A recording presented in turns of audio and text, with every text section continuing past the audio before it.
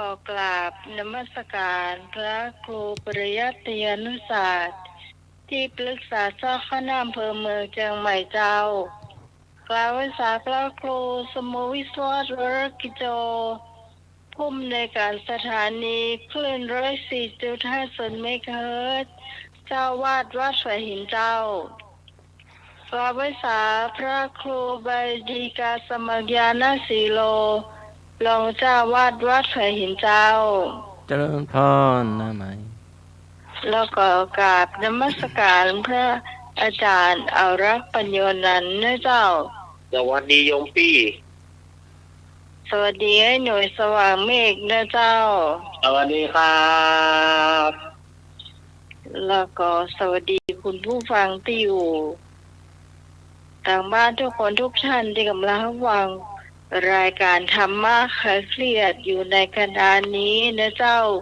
วันนี้ข้าเจ้าพิสมัยสุริโยดรเจ้ามาเป็นผู้ดำเนินรายการช่วงนี้3 ทุ่มเป็นต้นไปเจ้าเราจะมาพบปะกันทุกวันเสาร์และก็วันอาทิตย์นะเจ้าวันนี้ข้าเจ้ามีเพลงคุณผู้ฟังได้เลือกอยู่2 เพลงนะเจ้าโหวตกันเข้ามาว่าจะฟังเพลงหยังนะเจ้าเอาความขมขื่นไปทิ้งแม่โค้งไอ้หนูจะเอาทิ้งกว่าจะเอาไว้เนอะไอ้หนูเนอะครับแล้วก็แม่สอเสืออื่นนะเจ้าน่าจะเป็นเสียงร้องของคุณรุ่งฤดีเพ่งผ่องใสเนาะเจ้า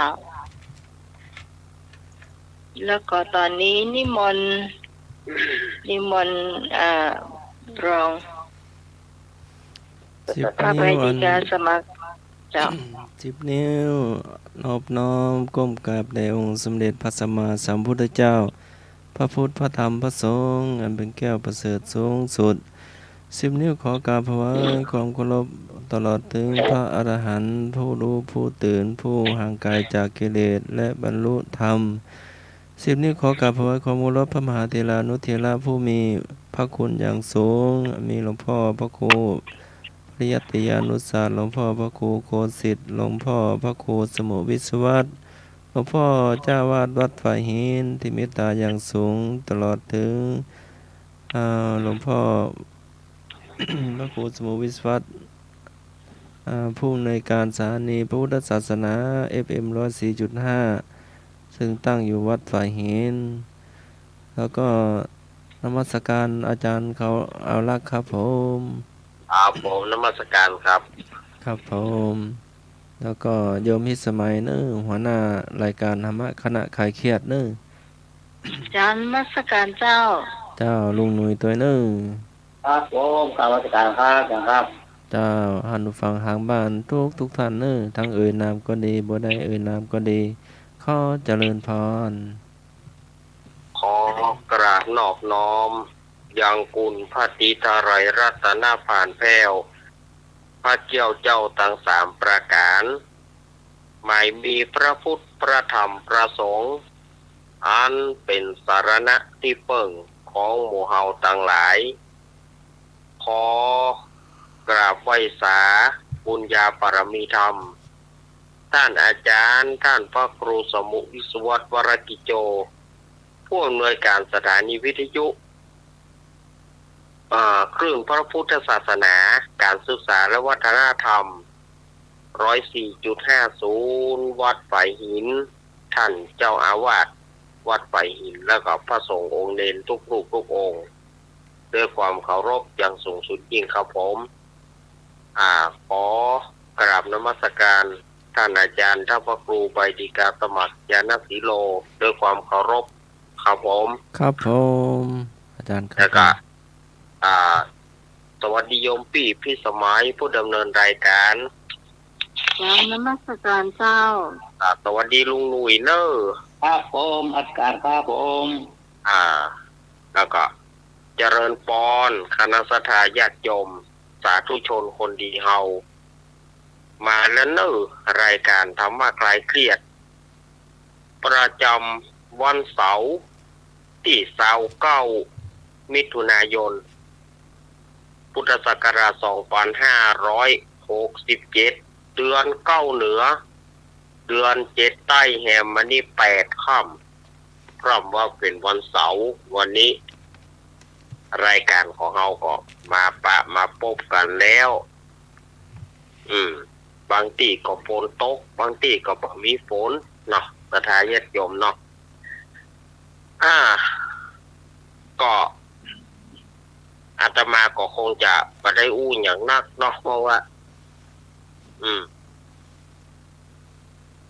ก็เดี๋ยวค่อยมาปากันในช่วงของนิทานเนาะสำหรับอาตมาภาพก็คงมาปากันในช่วงนิทานก็เดี๋ยวก็เจ้าลุงหนุ่ยได้ตักตายคุณผู้ฟังก่อนเนาะ ครับผมขอกราบนอบน้อมพระเถรานุเถระทุกลูกทุกหลนทุกองค์ครับนำมาเนน้อยนะครับครับมัสการอาจารย์พระครูสามุอิสวัตอิโตครับผมเป็นตามเวลาธรรมะอาเชียครับครับไหว้สาอาจารย์ครับปฏิกาสมัครพระครูสมัครครับผม เจริญพรลุงหนุ่ย ครับมัสการอาจารย์ของเราครับผมค ค รั รั บบ สวัสดีลุงหนุ่ยเนอะ สวัสดีพี่วิสมัยนะครับผม จ้าสวัสดีเจ้า ครับมาอาเชียทุกท่านทุกคนนะครับผมครับนี่วันพระในเรื่องของนี่วันเสาร์เนาะเสาร์เก้าครับผมครับนี่พี่ก็ตั้งเพลงม่วนเรานี่นะเพลงบอกเก่าเลยนะประมาณเคิร์มเนาะบอกบักขามเลยบอกเคิร์มเนาะครับผมครับ ลืมบอกหมายเลขโทรศัพท์ไปเนื้อเจ้าตังวัดหนึ่งใจบ่ได้เกลือเนื้อเจ้า โอ้ย เจ้า เมื่อยลูกหมายได้ครับ ได้เจอเช็คไปแล้วเนาะ เมื่อยหมายได้ครับ มันมีไผสยาแก้ไขเจ้า อ๋อ แล้วก็ต้องโทรมาเบอร์หมายเลขของน้องใหม่เนื้อเจ้า065-473-6338นะเจ้าหมายเลขเดิมที่คุณผู้ฟังโทรเข้ามาคราวก่อนนะเจ้า065-473-6338นะเจ้ามาละ โทรเข้ามาได้เลยนะเจ้าเพลงมีให้เลือกอยู่2เพลงด้วยกันนะเจ้าเอาความขมขื่นไปทิ้งในของแล้วก็ไม่สอดเสืออื่นนะเจ้า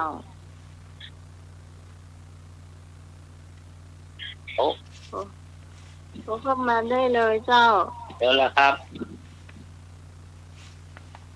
นี่โทรศัพท์ ใจ อั ไป น ได้ นี้เมื่อย ดูแล้วเนาะ ครับครับทางนี้เมื่อยนะครับนัดพี่น้องไหมนะครับน้องไหมก็มีท่าทางลองไว้อยู่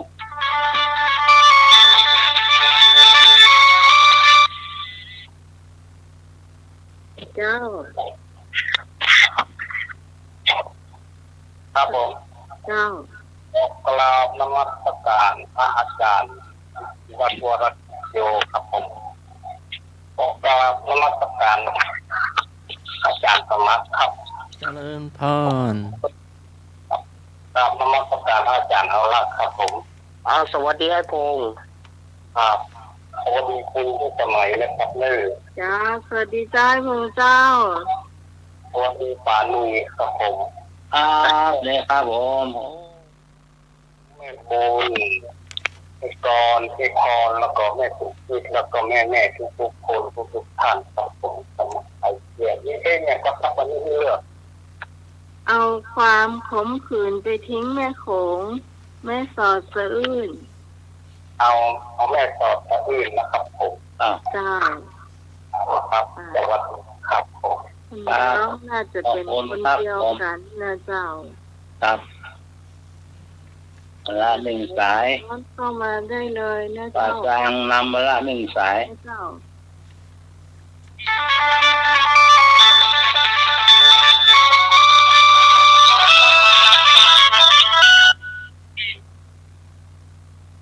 เจ้า สวัสดีน้องไม้ เจ้า เดี๋ยวไว้สาอาจารย์เลยเนอะอาจารย์น่าสมัครเลยเจ้า เจ้าแม่บุญ ตอนนี้รักเลยเจ้า สวัสดีแม่บูน เจ้าดีน้องใหม่เด้อ จ้าสวัสดีเจ้า สวัสดีให้หน่อยเด้อ ครับสวัสดีครับนูนครับ เจ้าแล้วสวัสดีไอ้พงโดยเจ้า ครับ สวัสดีน้องกรน้องพรเจ้าแล้วก็แม่สุกิตเจ้าแล้วก็แม่นวลแสดงโดยแล้วก็ทุกๆกันเลยเนาะแล้วก็เอาอันนี่อย่างก็แก้วเอาครับแก้วความคุ้มคืนนะจะไม่ เอาโขงคืนมาที่แม่โขง ก่อนจะอื่น ไม่สอนให้ซื้ออื่น เอาเจ้า ไม่สอนให้ซื้ออื่นรอโล่นมาสักเตือน แต่ไม่สอดนี่กับ นะสายว่างแล้วนะเจ้า หนาวก็หนาวแล้วก็ต้องมือซอยโอ๊กโบ้รอกสักเตือน เริ่มสายว่างแล้วนะเจ้า ครับเพิ่นนะครับมาแล้วกัดก้อมมาแล้วกัดซางมาแล้ว 6338เจ้า หัวยาวเจอเลยครับแม่หลวงปลาบง เจ้า อาลีต้นเปา ดอยสะเก็ดนะเจ้า ดอยสะเก็ดบ่อสร้าง เจ้า บ่อสร้าง ปลาเจ้าเจ้าเนาะ ครับ ปลาโกงสารปีเจ้า แม่ย่อยแม่ย่อยสันทรายแม่ย่อย ไม่ย่อยแจ้งมาแล้วฟ้าห้อง ดอกห้องลึงเหรอ เออ ปลาห้องมาได้เจ้า ครับ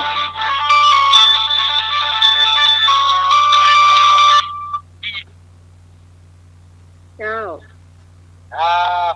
ขอฟังขอเลือกเลยเอาอะไรนะมือจะสอบตัวอื่นเนาะ ครับ ครับเลือกใช้เลือกสอบตัวอื่นเลย ครับ ไอ้บุญส่งเนาะ ครับผม ไม่สอบตัวอื่นเนาะ ครับ เจ้าขอบ แต่ คุ สอ ณ บ เจ้า ตัวอื่นเนาะ อันนี้เสียง โอ้ เอกลักษณ์เจ้าโทรมาเป็นกีเตอร์ทำไมจำได้เจ้า แต่สอบตัวอื่น ตามสายผ่านไป ไม่สอดเสื้อทั้งนั้นเลย ครับ สายว่างแล้วนะเจ้าบอกเข้ามาได้เนอะ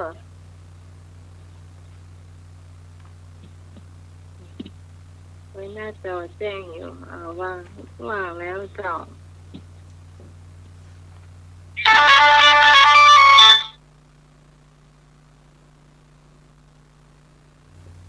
เจ้า ครับสวัสดีครับ เจ้า มันจะรายการของคุณนะครับน้องชื่อผู้จักจือครับ ครับ เจ้าร้อย มาแล้วละปุ้ม หา 999บ่ถือปานน่ะ เจ้าเอาให้งี้เนอะเอาความคงขืนไปทิ้งในโค้งนะนะครับ โอ้ เจ้า เออ อันนี้ ผู้ อยู่ จักจือให้หน่อไม้คนเดียวเนาะสิ่งมูลจะเป็นหมดอ่ะ เออ โอ้ กา เอาความคงขืนไปทิ้งในโค้งเลย เจ้า เอาไปวางในโค้งนั่นจะรายการครับ เจ้า ขอบคุณ จัก เจ้า จือผู้จักจือครับ ครับจักจีเอ็ม ส แล้ วัส ว ดีครับ เจ้า เอาวันที่ น้ หนึ่ อง ง หมูจังหมดละเจ้า คืนมาครับ บ่เคยไปเจ้าวันที่นะท่านได้เจ้า หมอผ่านมาหลายเนาะแล้วนี่กับมากับแวมองเนาะ เจ้า แวไดเนาะ ครับเป็นคุณเป็นลือนี่โอ้โหหัวเริงก็หัวเริงอ่ะ เรื่องอ่ะ เออ โอ้เด้อโอ้ครับโอ้เลย อนุรักษ์ไว้เนี่ย ครับ หมอ ไปอยู่นะครับใกล้ๆไปเขามานะครับเนาะ เสียงเนี่ยหมอนดี ครับสวัสดีครับ เนี่ยหมอนดี การบนเหนือพ่อ เขาก็เฮียนได้อยู่ลูก สมาคาเชียนี่โคบหมดละ ผมหมดเนาะ ครับ แต่ว่างแล้วเนี่ยเจ้า ครับเจอแล้วครับ หาเรียกซ้อนเข้ามาโทรเข้ามาเนี่ยเจ้า อนุรักษ์ไว้ โอ้นะครับคำภาษาบ้านเราน้ำมนต์พอ พี่น้องชาวลาวคนโอ้ภาษาว่ามันเปิดนะขมอน แต่แรกซ้อนตะกี้แม่เจ้าโทรเข้ามาใหม่เนอะเจ้าอยู่ทางใดก็โทรเข้ามาได้เจ้าไม่ยังไม่ได้ยินเสียงพี่ตอน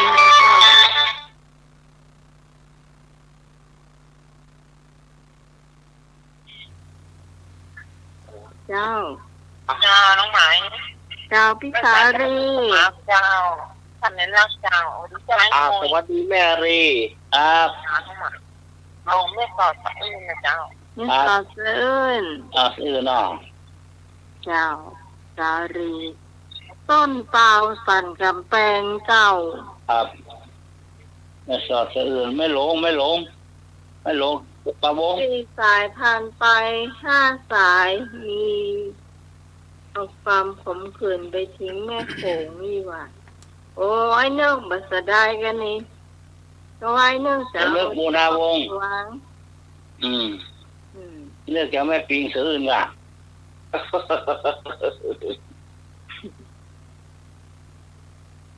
ว่าฟ้าแม่กายนึกมาตั้มเดียวอ่ะ หนูใจอก3 ศอกกระทาเต็มตัวโกฟ้าแม่นักแกเลย ตอนนี้ก็มีฟ้าแม่เจ้ามีฟ้าห้องผ่องน่าจะฝนตกจะตกเสือเจ้า ได้เวลา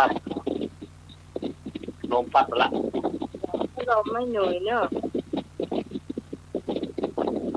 อายุคนนาโดกันนะครับ ผมเชิญเลยครับ ที่ผมก็เป็นผู้ฟังที่จะเลือกเพลงเจ้า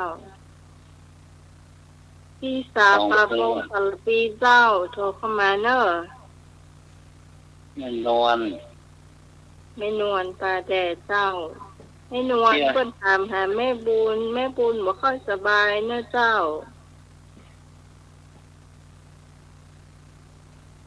แม่บุญบ่ค่อยสบายเนาะ ครับมันแพงมันอันนี้ละอ่อนไปหมดนะ จ้า แก่ตัวมาแล้วเนี่ยเหมือนกันหมด ก็แม่บุญก็อายุน้อยกว่าแม่น้องใหม่ไปปีเดียวเนาะ ดอกเอา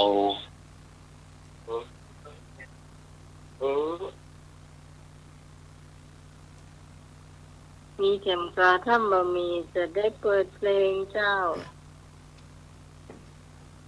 คนน่าจะใส่ว่างเลย ปลาเศร้าเหรอปลาเศร้าไม่มีเสียงหรอ ว่าใดเจ้าพี่พร ปลาเศร้า เอาหายแล้ว ใจได้ยังตะคืนก็กันขนาดนัก ต่อไงเหรอผมได้โต๊ะกันละบน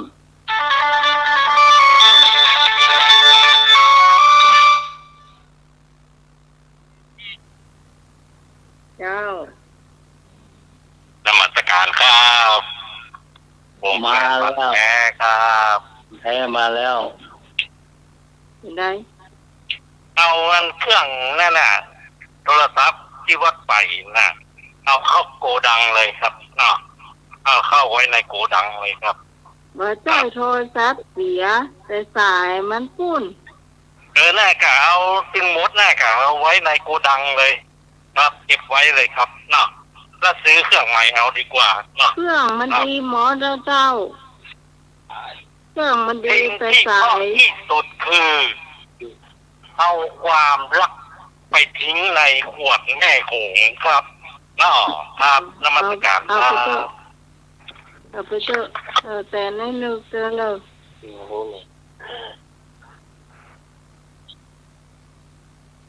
รายนี้ก็บ่ค่อยเข้าใจเนอะเจ้า ว่าโทรศัพท์เสียมใจเนอะเจ้า สายมันพุ่น แต่มันลุด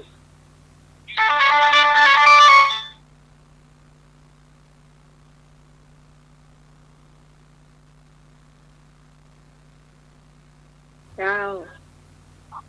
เจ้าได้สอดสะอื้นเจ้า นี่สอดซื้อเนาะ เจ้า ไม่ย่อยเนาะ จ เจ้า เจ้า ไม่ย่อย ดีครับ เจ้าฮัลโหลเจ้าฮัลโหล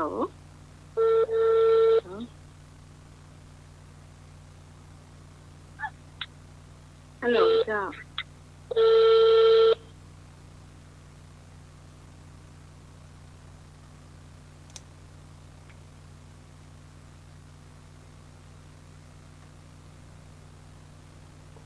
เป็นแบบนี้มันต้องกดจริงแต่ตะกี้น้องห้ามมาได้นะเจ้า โทรใหม่ครับ โทรใหม่อ๋อโทรใหม่นะครับ มาใหม่นะเจ้าแต่ตะกี้น้องห้ามมาได้เนาะ ครับโทรมาใหม่นะครับ 0654736338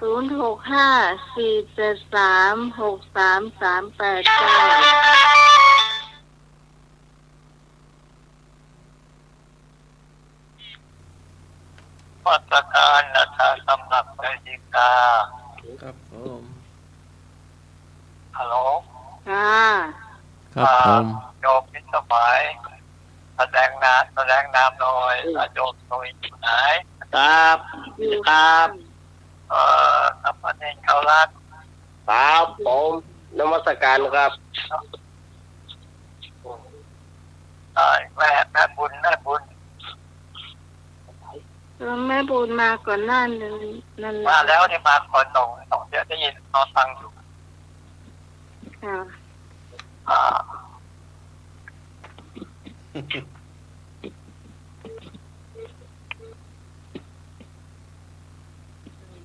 ตา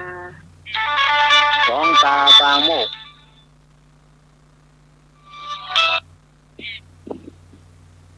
ค่ะฮัลโหล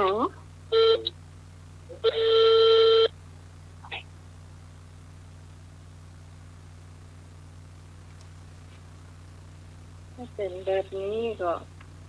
มันต้องกดทิ้งอย่างเดียวนะเจ้าเพราะโทรมาแล้วก็บอกอู้โทรมาแล้วเหมือนโทรต่อ ก็ต้องกดวางอย่างเดียวเนอะ0654736338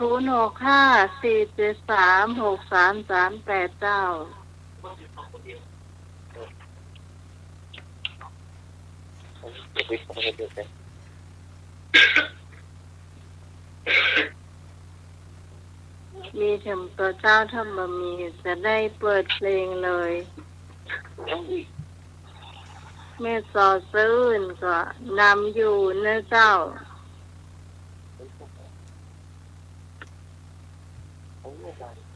ไปดูเวลาน้อยหนึ่งเจ้า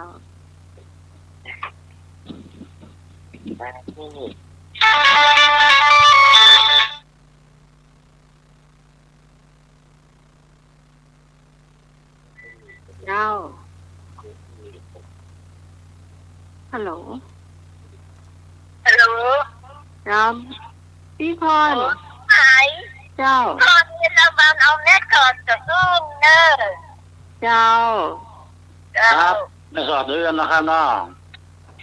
พี่พรเนรวันเนี่ยเจ้าสร้างเผือกเจ้า ไม่สอบเรื่องอื่น คุณเนี่ยเจ้า มาได้อยู่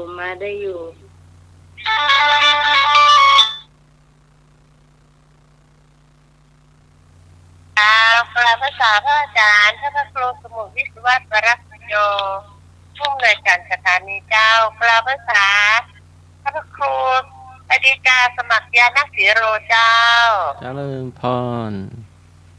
แปลภาษาเซนนันรักเจ้า สวัสดีแม่พร สวัสดีน้องใหม่เจ้า สวัสดีเจ้า สวัสดีลุงหนุ่ยเจ้า ครับผมเลยครับพรครับ สวัสดีแม่ปูนสวัสดีไอ้พงษ์สวัสดีพี่กรณ์สวัสดีแม่สุขีสวัสดีแม่นวลสวัสดีธรรมะคลายเครียดทุกท่านนะเจ้า วันนี้ไปวัดบาทมาเจ้าทำบุญที่ถวายให้หลวงพ่อท่านเจ้าคุณพระพุทธบาทพิทักษ์ ลังมาถึงมานี่เจ้า โอ้ ก็เอาบุญมาฝากทุกท่านโดยเนอเจ้า ครับ ที่ขอเลือกไม่สอดสะอื้นเด้อเจ้า ไม่สดชื่นเนาะ จ้า เจ้าขอบคุณเจ้านั่นเหลือสันไปต้องหายเจ้าพี่กรณ์กับไอ้นึกเจ้า มาเลยมาเลยมาเลยเนะเจ้าสลับปีเจ้า แม่มน แม่มนแม่แดงนะเจ้า ครับมนแม่นแดงส่งสีลุ่มวัด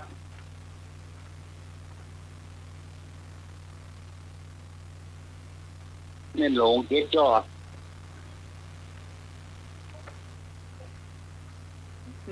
ได้เวลาพอสมควรเนาะ ครับ อืม เวลาพอสมควรเจ้า แม่สอดสะอื้นได้คะแนนนักกว่านะเจ้าเราก็จะเปิดเพลงแม่สอดสะอื้นก่อนนะเจ้า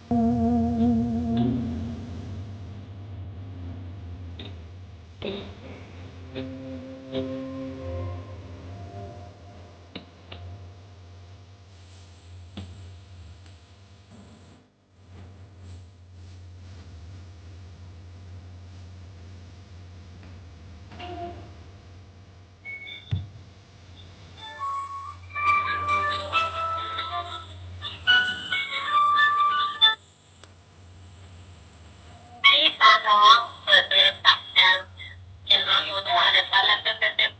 เล็กได้นอนนั่งอยู่จ้ะ จ้า จ้ะได้ฟังยังไง จ้า ไม่เออ จ้า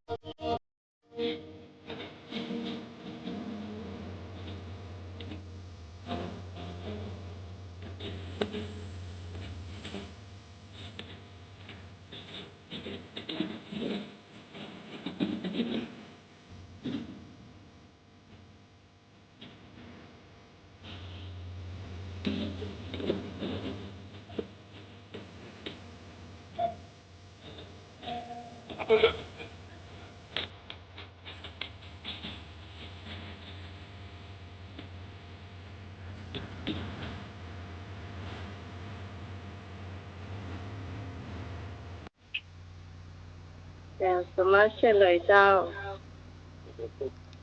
แม่สอดสะอื้นลงเลยดี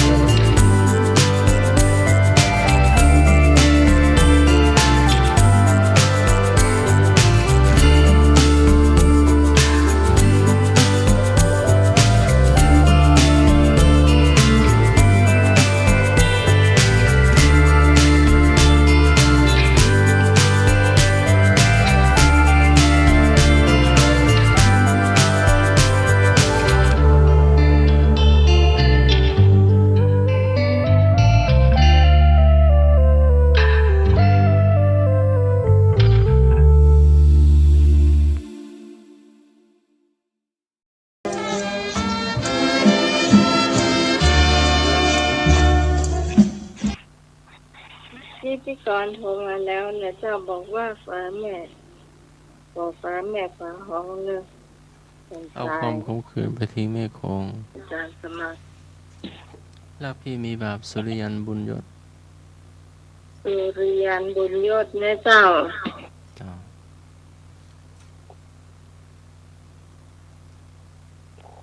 เองก็หมดเนาะ เจ้า เองมีเนื้อหาสาระ เพลงเก่าๆนะเจ้าอันนี้น่าจะรุ่น60ปลายไปแล้วค่ะ เองคนหมดเนอะเนาะเนื้อหาว่ารักเธอหวังพึ่งเองเคยอ่ะเนาะ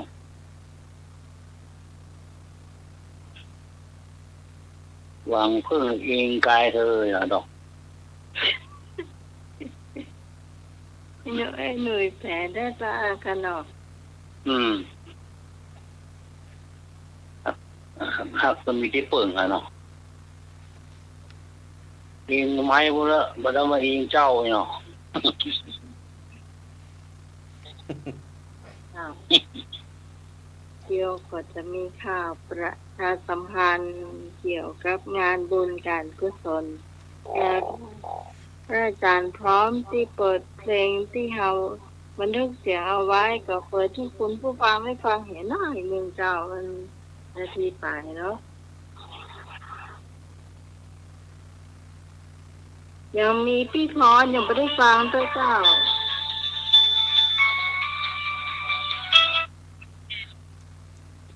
เจ้าน มัสการครับเอง นี้นะก็เดี๋ยวรุ่นหลังๆนี่เขาไม่ได้ฟังละมันหายากแล้วเนี่ยเพลง ครับ ทุกมากมีละ อ้าว เนาะ ครับ เดี๋ยวผมหาฟังยากนะเนี่ยเดี๋ยวเนี่ยเนาะธรรมสกัดครับขอบคุณครับผม เร็วเพลงอันที่คุณจะได้ฟังเนี่ยคุณก็หาฟังยากเจ้า ครับโปรดิวเซอร์นักร้องรับเชิญเรานี่นะสาว สาวสาวไปสาวมาเลย นะสาว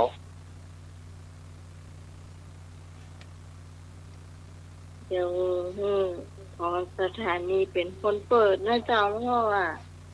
เปิดเป็นคนบันทึกเสียงเองนะเจ้าดีพอดีเนี่ยก็แล้วแต่เถอะคุณผู้ฟังจะตัดสินใจคนเดียวเถอะ เองมาได้ นักร้องเนาะคนเขียนก็ไม่ได้เป็นคนแต่งเก่ง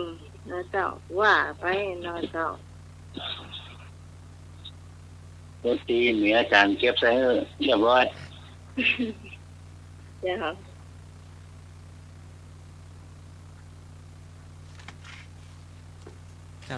จำวันละก้า นะ น่าจะมาเปิดบ่เปิดที่ จำวันละ ดนตรี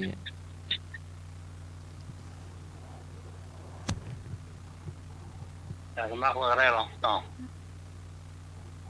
เนี่ยก็ อยากจำวัดแล้ววะ ไว้วันใหม่ก็ได้เจ้ามันยังยาวไกลเนาะ พูดได้หรอกต่อย าวสำหรับประชาสัมพันธ์ของเราในวันนี้เจ้าก็คืองานทอดผ้าสามัคคีในปี 2568 วันอาทิตย์ที่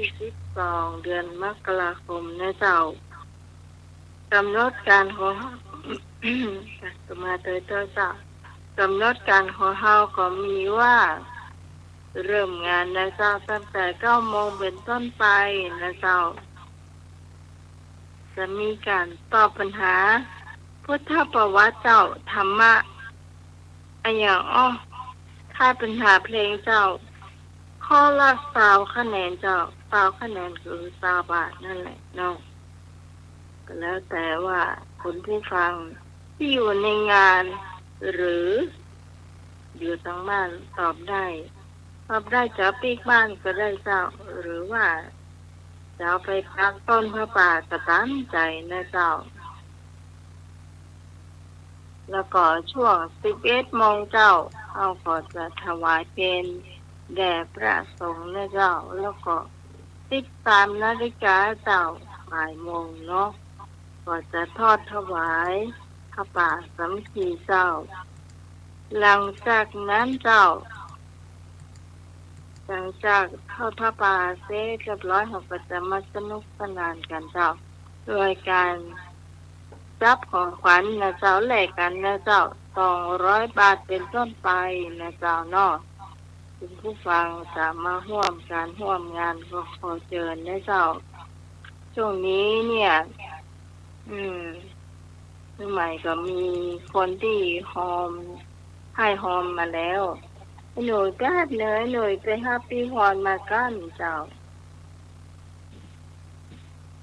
มีรายชื่ออยู่ที่ปีพรนะเจ้า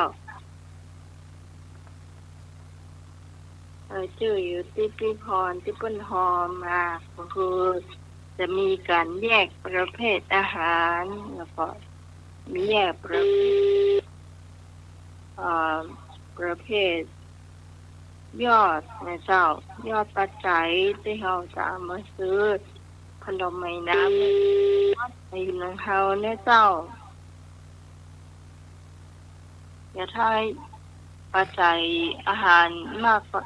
กว่านี้เราก็จะเพิ่มเติมเข้าไปนะเจ้า อันนี้ยังมีใครมาเพิ่มเติมเต้อน้อน้องไหวเนาะ ยังเจ้าเพราะว่าเราก็กำลังเดือนมิถุนายนเนาะถือว่าเดือนนี้เป็นเดือนแรกเนาะที่เราเริ่ม จ้ารายชื่อก็มีผู้ที่ให้หอมมาเนาะรายชื่อก็มีเลือกน้องใหม่ยอด500อาหาร500เจ้าลุงลุยยอด500อาหาร500อาจารย์สมัครยอด500อาหาร500เจ้าแล้วก็พิกรกมลยอด500อาหาร500พี่พรยอด500อาหาร500แม่สุพิษยอด200อาหาร200เจ้าแม่จันทรายอด300อาหาร500เจ้าไม่ใช่ ไอ้พงษ์ ไม่ใช่เดี๋ยวผิดก่อนยอด300อาหาร300เจ้าแม่จันทราก็ใช่อะค่ะยอด300อาหาร300อ่ะก็เป็นไอ้พงษ์ยอดอาหารเป็น500นะพี่พรนานเป็น500นะ300ยอด300อาหาร300ย่าเจ้าใช่หรอไอ้พงษ์ไอ้พงษ์ยอด300อาหาร200แล้วก็ไอ้บุญจงยอด500อาหาร500เจ้าอันนี้ก็ต้องขอบคุณคุณผู้ฟังที่ให้หอมมาตึงยอดตึงอาหารนะเจ้าก็ถือว่ายังพอเยอะเกินนะเจ้าเพราะว่าตอนนี้ก็ไม่เมากับข้าวไว้แล้วประมาณ5 ปันก็ยังมากุ้มเตือนนะเจ้า5 ปันนี่นะก็ยังขาดไปอยู่ก็จะให้ดีนี่ก็ต้องเพิ่มเติมขนมสักน้อยหนึ่งที่ว่าเพราะว่าเราเหมาตำกุ้งเอาไว้ด้วยซ้ำเนาะตำกุ้งนี่ก็ถือว่าแปลงเลยเจ้าแต่ว่าเป็นอาหารที่เราเคยเลี้ยงเนาะปกติเราจะเลี้ยงลาบปลากันเนาะลาบปลายำไก่มาก็หลายปีนะเจ้านี่มาเปลี่ยนห้องนะเจ้าเปลี่ยนเป็นตามกุ้งห้องยำถ้าใครยำหมูจะห่อก็ลอยมาก็ได้นอนน้อยเนาะลอยเจ้าทยอยได้เจ้าทยอยมาก็ได้เจ้าหรือว่าจะบอกตังน้องหมายได้เจ้าบอกตังไอ้หน่วยก็ได้เจ้าเนาะบอกตังไอ้หน่วยทยอยมาเนาะเอาไปเก็บตังเสื้อนะเจ้าพร้อมมาได้ก็มานะเจ้าเนาะ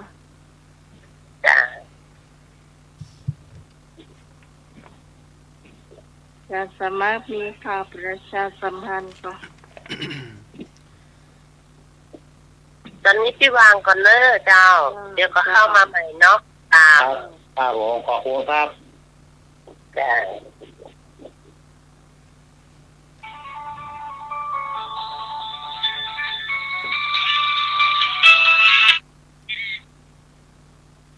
เจ้านมัสการครับผมพร้อมแล้วครับไปร่วมด้วยต้องบอกชื่อแต่มาเจ้าต้องบอกชื่อแต่นะบ่ได้บุญเนาะปิดความลับกับปิดมันอย่างถ้าปิดเนี่ยบ่เปิดเผยต้องบ่ได้บุญพอเป็นอย่างครับเอาบุญเพื่อนทางวัดไปอินกันได้กันครับมาตรการ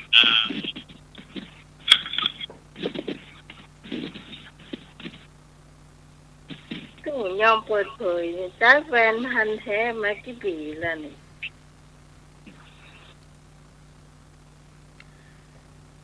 แล้วเจ้าคุณผู้ฟังช่วงนี้ประชาสัมพันธ์ผ่านไปเจ้าที่สงฆ์อาพาธโรงพยาบาลมหาราชนครเชียงใหม่ผู้ใดอุปถากภิกษุไข้ผู้นั้นเสมือนอุปถากพระตถาคตขอเชิญร่วมพิธีทำบุญปล่อยหลวงเฉลิมฉลองในโอกาสโรงพยาบาลสงฆ์แห่งโรงพยาบาลมหาราชนครเชียงใหม่เปิดให้บริการดูแลพระภิกษุดูแลรักษาพยาบาลพระภิกษุสงฆ์สามเณรอาพาธครบ6 ปี เฉลิมฉลองครบ65 ปีคณะแพทยศาสตร์มหาวิทยาลัยเชียงใหม่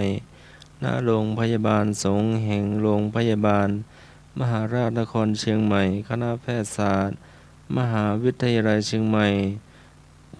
ระหว่างวันที่11ถึง12กรกฎาคม2567เนาะก็ทำบุญได้เนาะ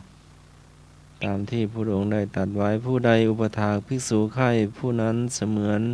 อุปถากพระตถาคตเนาะนี่ทางจังหวัดทางเจ้าคณะอำเภอก็ได้มีซองเนาะซองทอดผ้าแจกแต่ละวัดเนาะ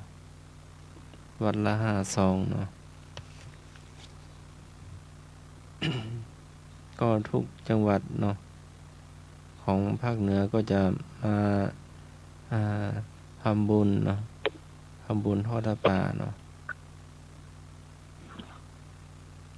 ก็พระสงฆ์พระเถระก็มารักษาทุกวันเนาะเจ้า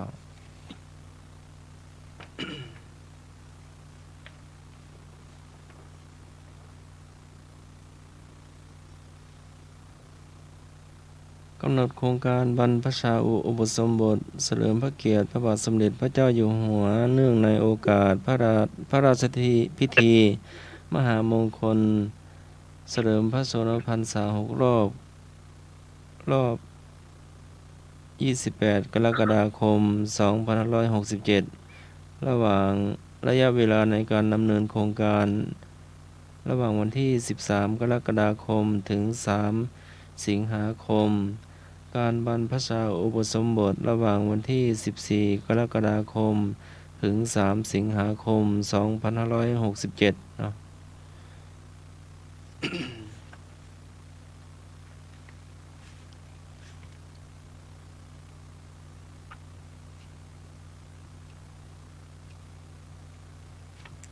ก็สามารถติดต่อที่วัดลำเปิงตะโพธารามเนาะหลวงพ่อเจ้าคณะอำเภอเมืองเชียงใหม่เนาะสำนักงานเจ้าคณะอำเภอเมืองเชียงใหม่เนาะวัดลำเปิงตะโพธาราม ตอนนี้ฟ้าแม่ฟ้าห้องนี่บอกเขามีเจ้ามันมีละ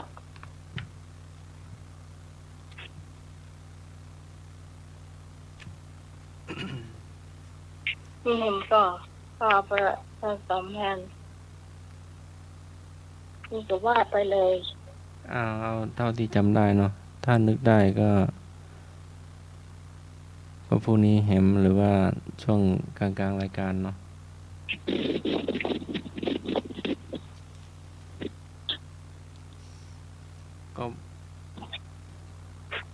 ก็วันนี้ก็ว่าจะไปงานศพคุณแม่พี่หลานพ่ออาจารย์นวัดเนาะก็ได้สูญเสียคุณแม่ไปเนาะก็เป็นกุศลที่วัดพระนอนขอนม่วงเนาะโยมแม่ก็ไปก่อนละเจ้าก็พรุ่งนี้ก็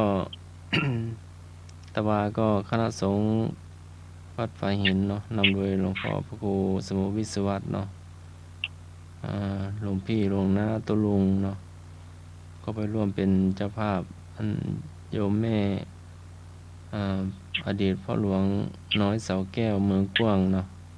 อดีตผู้ใหญ่บ้านวัดฝ่ายหินเนาะก็พรุ่งนี้ก็ไปส่งโยมแม่แล้วก็นิมนต์สามเณรรับทุน2 รูปเนาะเจ้าก็คนเฒ่าคนแก่ก็จากไปเนาะผู้มีอุปการะคุณโยมแม่จันถ้าจะไม่ผิดเนาะขอไปด้วยอีกท่านหนึ่งก็ได้ล่วงรับดับขันไป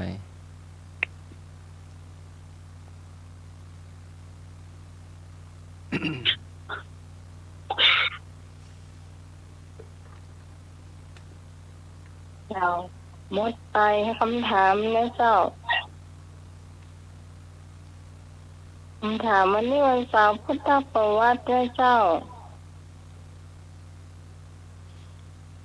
ช่วงนี้เป็นช่วงให้ความรู้กับคุณผู้ฟังอาจจะมานั่งมานาต้นใดเล็กๆน้อยๆนะเจ้า พระสาวกได้ทำความเพียรเดินจงกรมจนเกินขนาดไม่หยุดจนเท้าแตกก็พระศิวลีขอพระเมขิยะขอพระโสนโกลิวิสะงอพระรัฐบาลพระสาวกได้ทำความเพียรเดินจงกรมเกินขนาดไม่หยุดจนเท้าแตกก็พระศิวลีขอพระเมขิยะขอพระโสภณโกลิวิสะงอพระรัฐบาล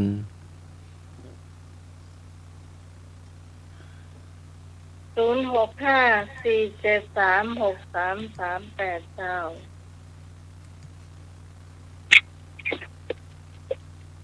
ลงเลยค่ะรัฐบาลครับผม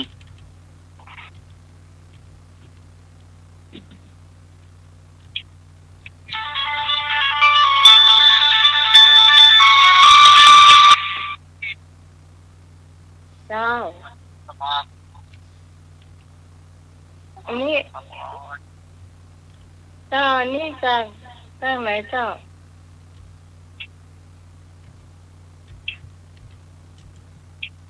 หลวงตาก็ฮัลโหลว่าใกล้ๆโทรศัพท์เนอะถ้าพูดถึงว่าข้าราชการนี่ เจ้าพี่พ บอกได้เลย ว่าไงจ้ะ บอกได้เลยว่าตะกี้ไผ่ตองเงาผีเจ้า อ๋อพี่พรตอบไฟเจ้า เจ้า จ้า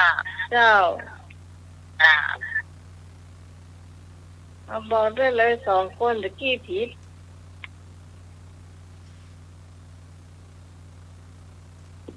คำถามมาได้อยู่ในมือเขาเจ้าเนอะคำถามอยู่ในมือจากสมาร์ทโฟน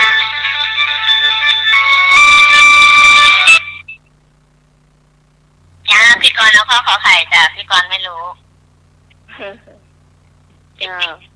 พี่กรณ์แนวอาจารย์นมัสการนั้นพระครูใบดิกาสมัยนาศิโลค่ะ พ่อเนี่ยก่อน หรือว่านมัสการให้หน่อยสวัสดีหน่อยจ้ะ ครับผมเด็กครับก่อนครับ สวัสดีน้องไม้ อันนี้ก็เดียวก่อนนั้นแล้วยกอันนี้ก่อนเดี๋ยวจะบอกเนาะ จ้ะอันไอ้เด้อฟ้ามันร้องเลยไปแล้วนะพี่กรณ์ว่าจะขอเพลงเอาความขมขื่นไปทิ้งในขวดแม่โขงนั่นน่ะให้นึกฟ้ามันร้องมันแม่เพื่อนถ่ายรูปกันสนุกสนานไอ้หน่วย ครับ พี่กรณ์จะภาพโต ปิด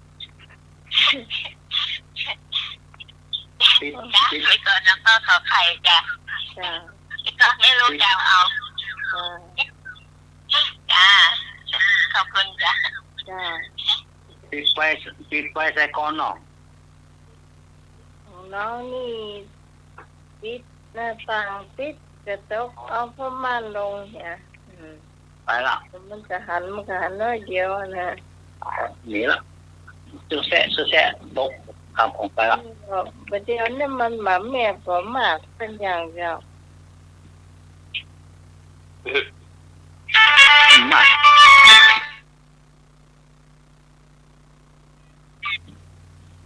เจ้า เอาป๊อปลูกปุ๊บ ไอ้โฟนโอ้โฟโลเนาะ โอ้โหโลเนาะ ครับผม เจ้า โอ้โหโลโกกอ่ะ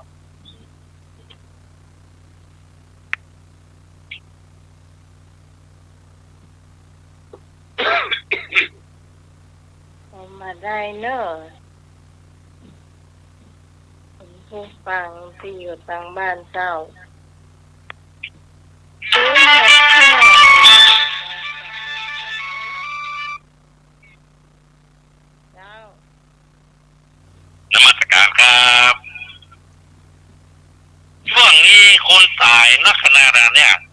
างวัดแม่ริมนี่ก็มีศพเยอะนะวัดข้างวัดแม่ริมเนี่ย คนตายเยอะขนาดเลยช่วงหน้าเนี่ยครับ ตอบข้อไหน อันถ้าจะคือคำตอบสุดท้ายนี่คือขอไข่อ่ะพระอันอย่างหมูอ่ะขอไข่อ่ะ ให้หนูเนาะ นับนมัสการครับ เจริญพร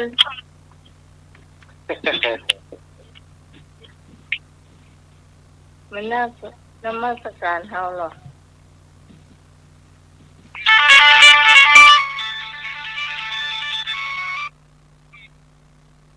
เจ้า ขอควายเจ้า เอสุพิษ เจ้า เจ้า ที่ท่านอาจารย์สมาร์ทเจ้า เจริญพร สวัสดีลูกเนนเคยเจ้า สวัสดีแม่ สวัสดีไอ้หน่อยเจ้า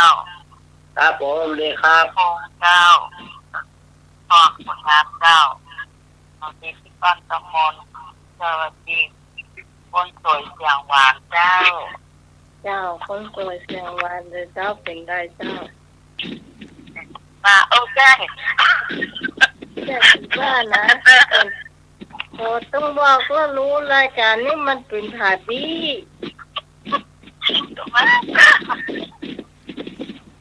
เสียงพัดลมเลย เต็มรับไปในฟังรายการนี้มันได้เนอะบอกก่อน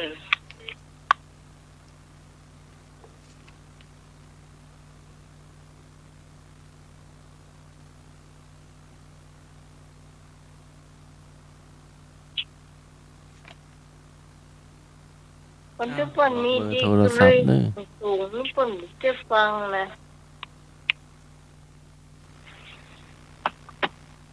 มา0654736338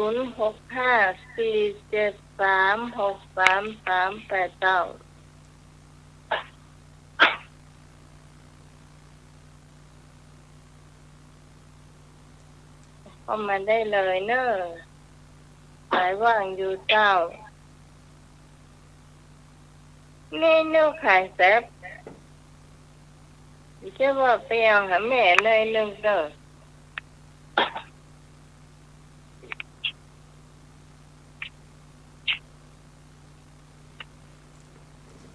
ใช่เลยเจ้า เจริญ ไปข้อต่อไป พระสาวกองค์ใดทำความเพียรเดินจงกรมเกินขนาดไม่หยุดจนเท้าแตกคือพระโสนะโกริวิสะข้อคอควาย ออกฝ่ายเนะเจ้าเป็นข้อที่ถูกต้องนะเจ้าโสนะโกริวิสะนะเจ้า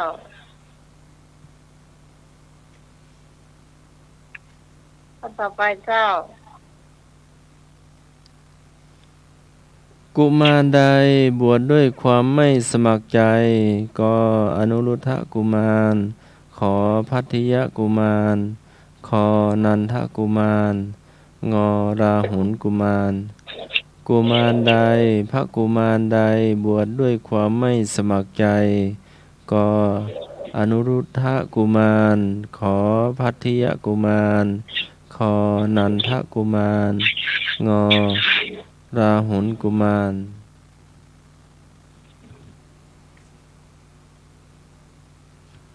เจ้า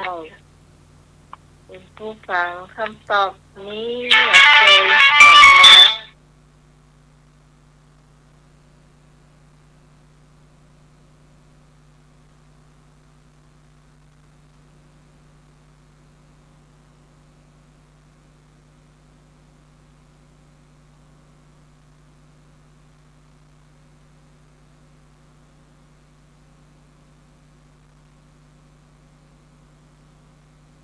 เจ้า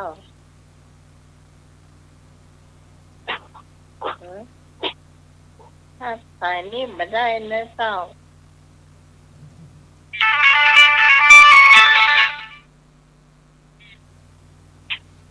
เจ้า ครับผม เจ้า ตอบข้องงูครับผมครับกุมารครับ โอ้ยพอเปลี่ยนใจได้นะ ลี่ยนได้ เปลี่ยนได้เจ้าประถูก ไข่ปะอ๋อไข่ในเรา เจ้า ขวดของเรา อืม ออกมาใช้งาน เจ้า ของไข่นะ เจ้า ครับผม เจ้า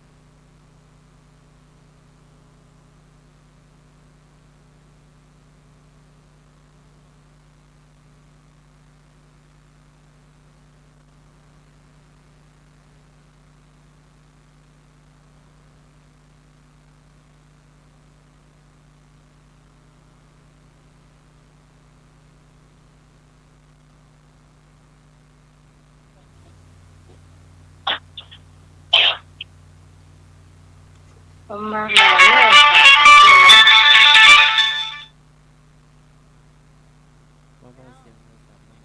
่ะ ไปจ้ะ คอควาย ลืมนมัสการกันในร้านค่ะ สวัสดีแม่กอน สวัสดีพระองค์จ้ะสวัสดีแม่สุพิษเนี่ยสวัสดีน้องพรจ้ะสวัสดีธรรมะกายเคลียร์ทุกท่านจ้ะพี่กรณ์จ้ะ เจ้า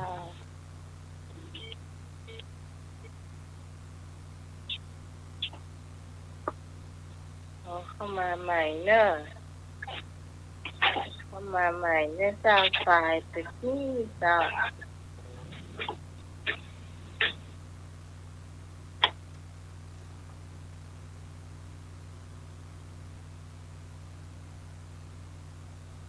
065473638920ก่อนที่จะ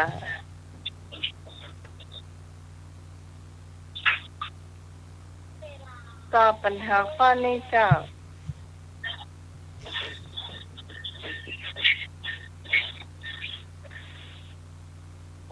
ถ้าบ่มีจะได้เฉลยเนอะ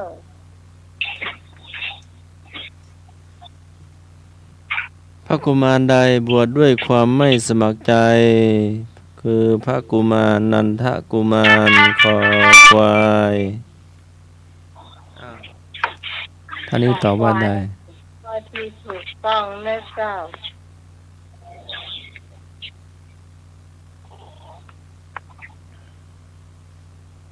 อาจารย์ ต่อไปเจ้า อาจารย์มีเพิ่มเติมไหมครับ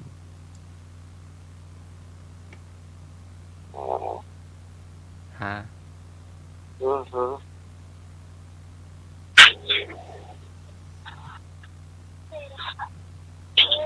คำถามที่3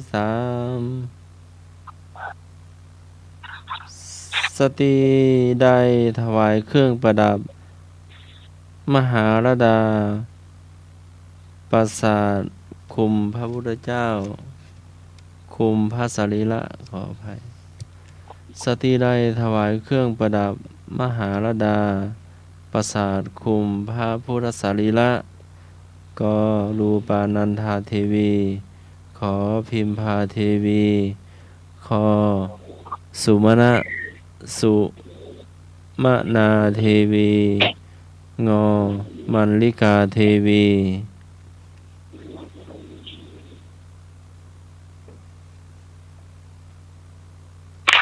ขอเนี่ยอาจจะยากน้อยหนึ่งนะเจ้าคุณผู้ฟังก็ลองตอบมาดูก็ได้เจ้า สตรีได้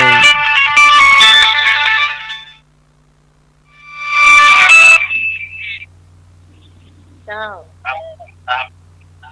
ไอ้พงษ์ ไข่ครับ ฮะ ทีวีครับพ่อบอกไข่ครับผม ออกไปนอก ทีวีครับ เจ้า ครับผม คงตอบมาแล้วขอไข่ดีกว่า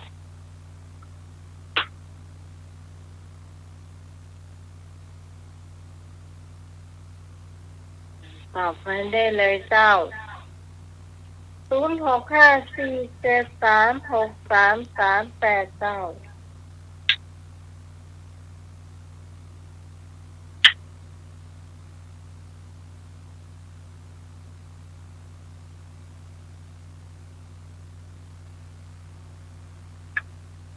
อันนี้ถึงอยากนะ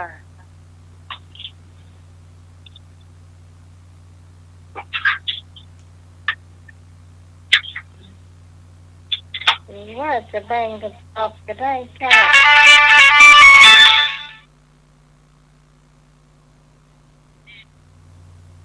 จ้าอาจารย์จะมาอ่านอีกรอบนึงสิคะ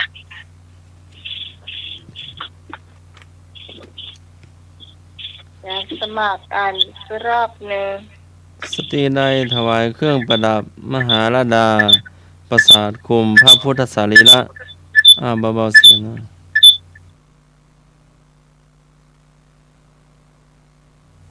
ก็รูปนันเทวีรูปนันทาเทวี ขอพิมพาเทวี ขอสุมนาเทวี งอมันลิกาเทวี พี่กรณ์ไม่รู้พี่กรณ์เอาข้อกอไก่จ้ะ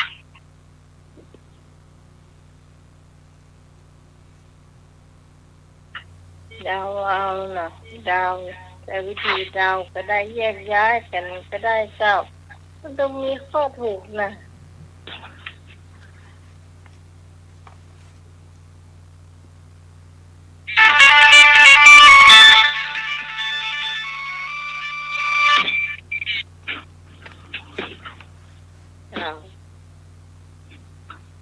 เจ้า เจ้า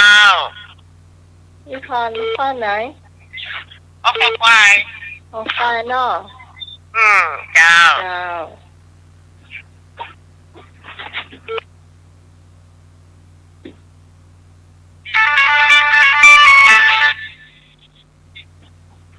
เจ้าน มัสการครับคำตอบสุดท้ายคือตอไก่ครับนมัสการครับ ถ้ามันมาถูกได้โก๊กคอเนาะ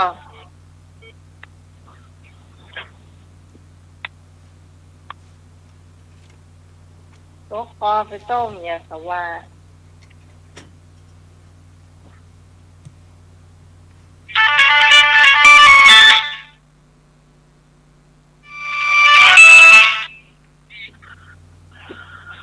เจ้า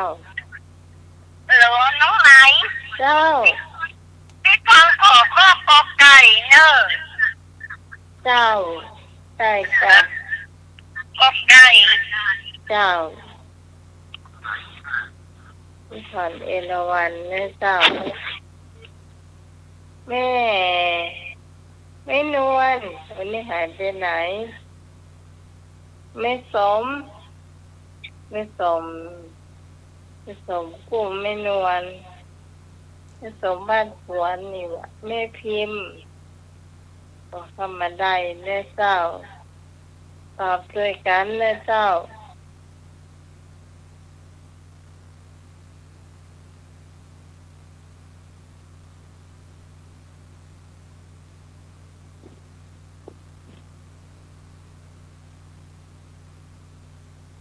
มีเข็มก็ถ้ามันมีจะได้เฉลยจะได้ไปข้อต่อไปนะเจ้า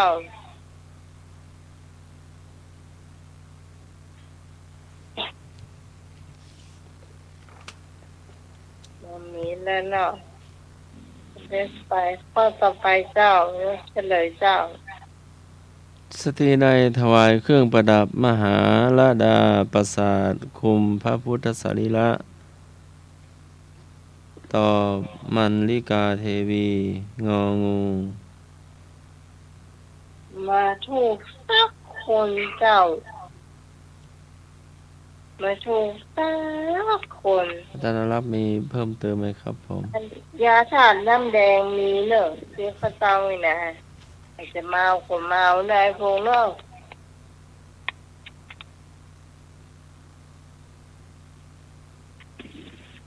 ข้อต่อไปเจ้าข้อสุดท้ายเนาะ พระพิมพาเถรีพร้อมหญิงบริวาร500ทรงออกบวชที่วัดใดก็วัดสายหิน ขอวัดเชตวนาราม ขอวัดบุพาราม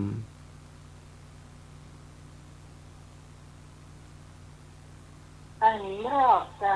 พระพิมพาเถรีพร้อมหญิงบริวาร500ทรงออกบวชที่วัดใดก็วัดฝายหิน ขอวัดเชตวนาราม ขอวัดบุพาราม มองมีหรอ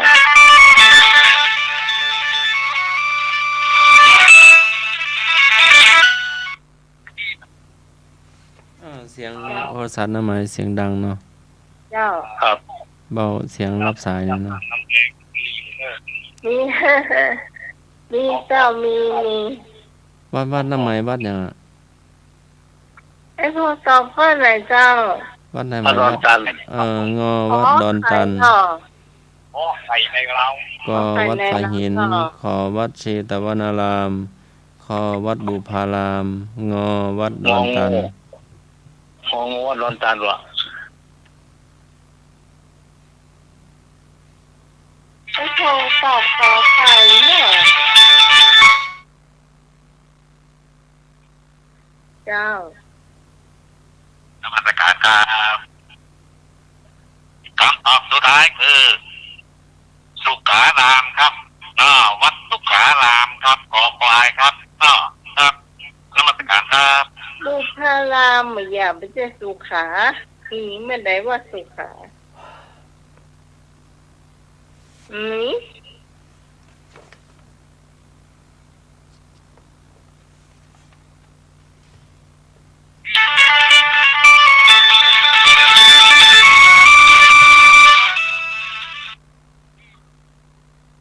จ้ะแล้วก็ขอไข่จ้ะ อ๋อไข่ จ้ะ จ้าจอนตอบขอไข่ อันแฟนพันธุ์แท้ชื่ออันลุงตานามสกุลมนต์แควดเนี่ย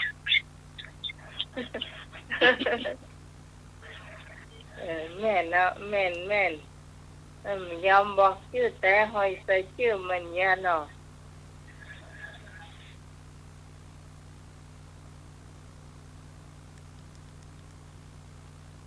นะต่อว่าใส่หินนะขอไข่กุ้ง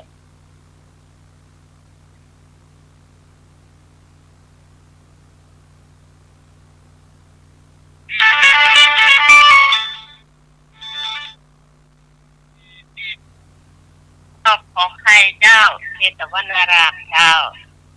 ขอไข่เนาะพี่พรเจ้า ขอไข่ ไข่เยอะเลย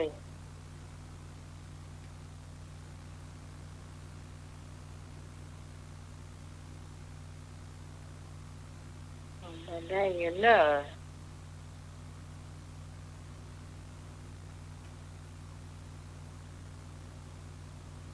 มีแถมก่อคุณผู้ฟัง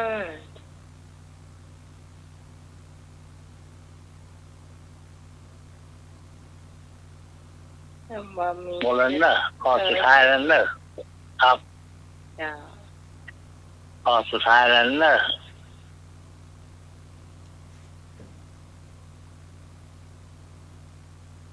หมดละกันเนาะ ครับ วันนี้รู้สึกว่าการตอบปัญหาคนก็บ่ค่อยนักเท่าไหร่ฝนตกฟ้าแม่ คนให้ตก โอ้อาทิตย์พรนะเจ้ายายพรพุ่นน่ะน้องเจ้าเจ๊งกับ ไปแล้วว่าฝน นั่นเนาะ ฝนไปแล้วว่าให้ตกบ้าง เจ้าพี่สาวปาบงเจ้า แต่ว่าต้องขอบคุณให้บุญส่งเนอะจากแม่ออนพุ่นนะยังโทรเข้ามาอยู่นะเจ้า ครับ น้อยที่สุดแล้วก็ยังไอ้พันตัวนะเจ้าไอ้พันลื้อเนี่ยต้องลื้อหลวงนะก็พยายามตีโอ้ตัว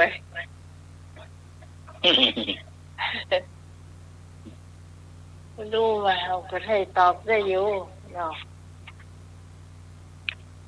ขอบคุณกันนะเนาะที่เป็นแฟนรายการใหม่แล้วก็โทรเข้ามาเอาให้กำลังใจกันตัวเองนะเจ้า ครับ คำตอบ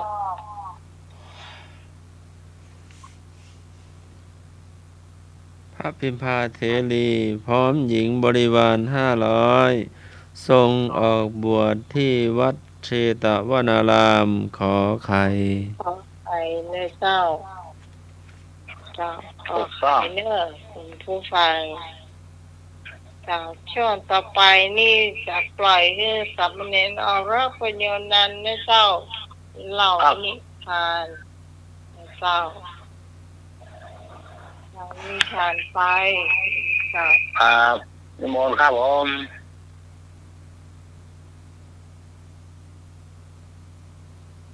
ครับ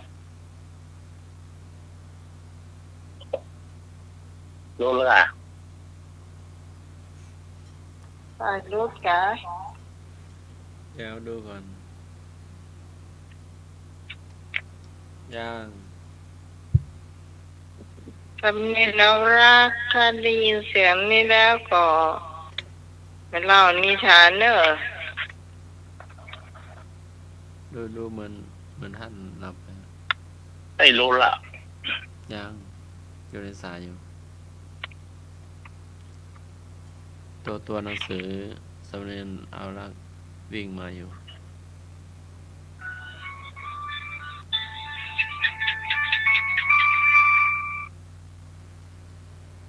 เจ้าฮะขนาดกะใส่รูปตะกับหูเดียวอาจารย์สมัครตัวหายเยอะเนอะจะเล่าให้ฟัง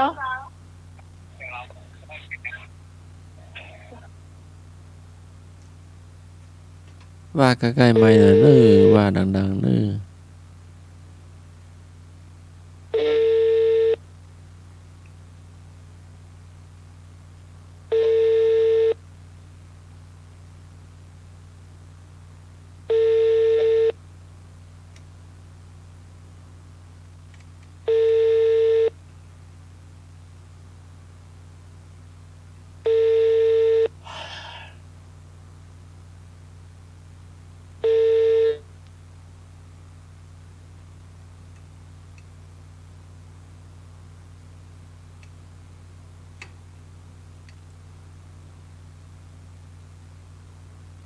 ใส่รูปกะก็ ต่อสายอาจารย์เอารักแต่อาจารย์เอารักอยู่ในสาย แต่ก็ท่านยังไม่รับสายน่าจะจำวัดมั้งตอนถามพุทธประวัติก็ถาม แต่ท่านก็ยังไม่ตอบ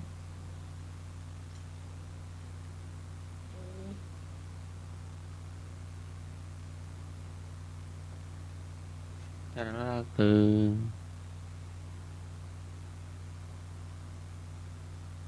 ดูว่าจะได้นำไหม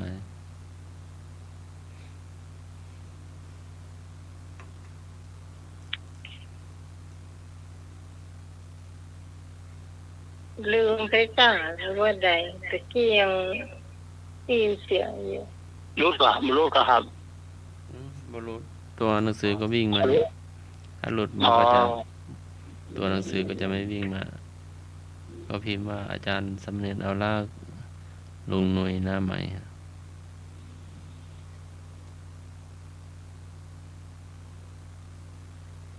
รอสักกรรมเนาะคุณผู้ฟังที่ฟังรายการอยู่รอสักกรรมหนึ่งนะเจ้า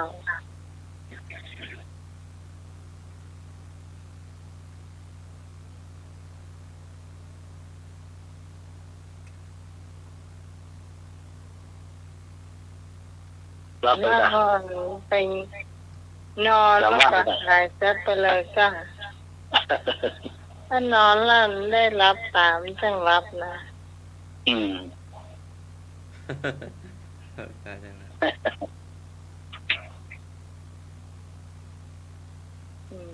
เข้าเลยบ่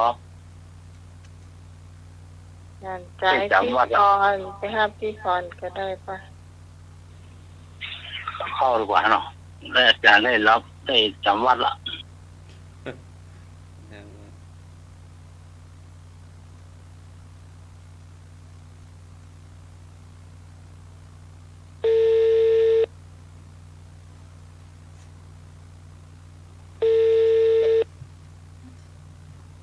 เจ้า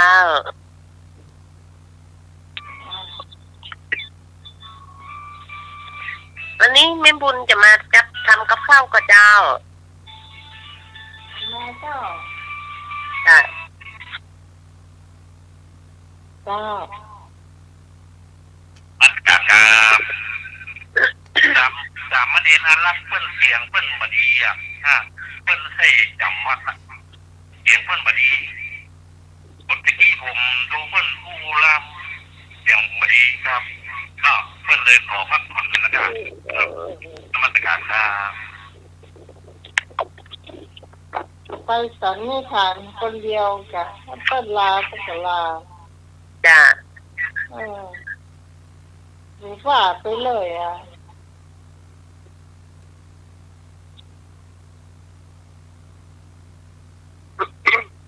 แล้วที่พี่พรทำกับข้าวกันนะถูกไหม เจ้า จ้ะ ครับอาจารย์เขาลากให้อันนี้ละให้ ครอบ จำ ค วัด รัว ละ ท่านกลัวฟ้าห้องจะตาย อันนี้ที่บ้านพี่นี่มันมีฟ้าเมฆฟ้าห้องอะดักแซบอะ ครับ ถ้าใช่กลัวฟ้าห้องอาจารย์เน้นรักอะ ครับ อันนี้ ครับพี่ มีรายการพิเศษคือตำแตงจับครัวเจ้าใส่หมูยอเนาะลำขนาดพระจรนี่จัดการเรียบร้อยเจ้าลูกกับข้าวอื่นๆก็มันหนังไก่เนาะแมลงนี่ก็ซื้อเห็ดหอมมาแหมะเอาเงยเห็ดหอมมาแหมะ เฮ็ดทอบนี่จะมาขายในพรเนาะไอ้ซื้อมาโหพ่อของซื้อเห็ดหอมมาแถมด้วยหรอเพราะว่าซื้อมาให้ขนาดซื้อมาแถมโอ้ละใหญ่น่ะเอาคั่วผูกป่ะหรอ โน จ้ะทำตามพอมันก็แก่พ่องนมพ่องกันเนาะมันผสมกันจ้ะ ผมนะ กันนมล้ำมันก็มามีละเดี๋ยวนี้มันก็มีแก่ตัวเนาะ ครับ วันนี้จะทำหมูทำมันแกงกับถั่วนะเจ้าใส่หมูยอตัว ครับ จ้าวิธีทำหนึ่งเดียวเขามีหมูยอหนึ่งแท่งนอนกลมๆมันนะถ้าผ่าเกิงก็ซอยขวางเนาะเป็นแว่นเกิงครึ่งวงกลมมันน่ะเป็นรูปมันอันน่ะจ้ะซอยบางๆหน่อยแล้วก็เอาตั้งน้ำให้เดือดถ้าก็ลวกไว้ก่อนนะเจ้าลวกหมูยอไว้ก่อนเนาะลวกเสร็จแล้วเขาก็เอากระชอนขึ้นแต่ที่มันเสด็จน้ำเขาก็ใส่จานไว้ก่อนนะเจ้าถ้าเตรียมเครื่องนะเจ้าเตรียมเครื่องตำเนาะเครื่องตำมันก็มีแตงกวาเนี่ยมีพริกขี้หนูแดงน้อยพริกขี้หนูแห้งนะจ๊ะแล้วก็มีถั่ว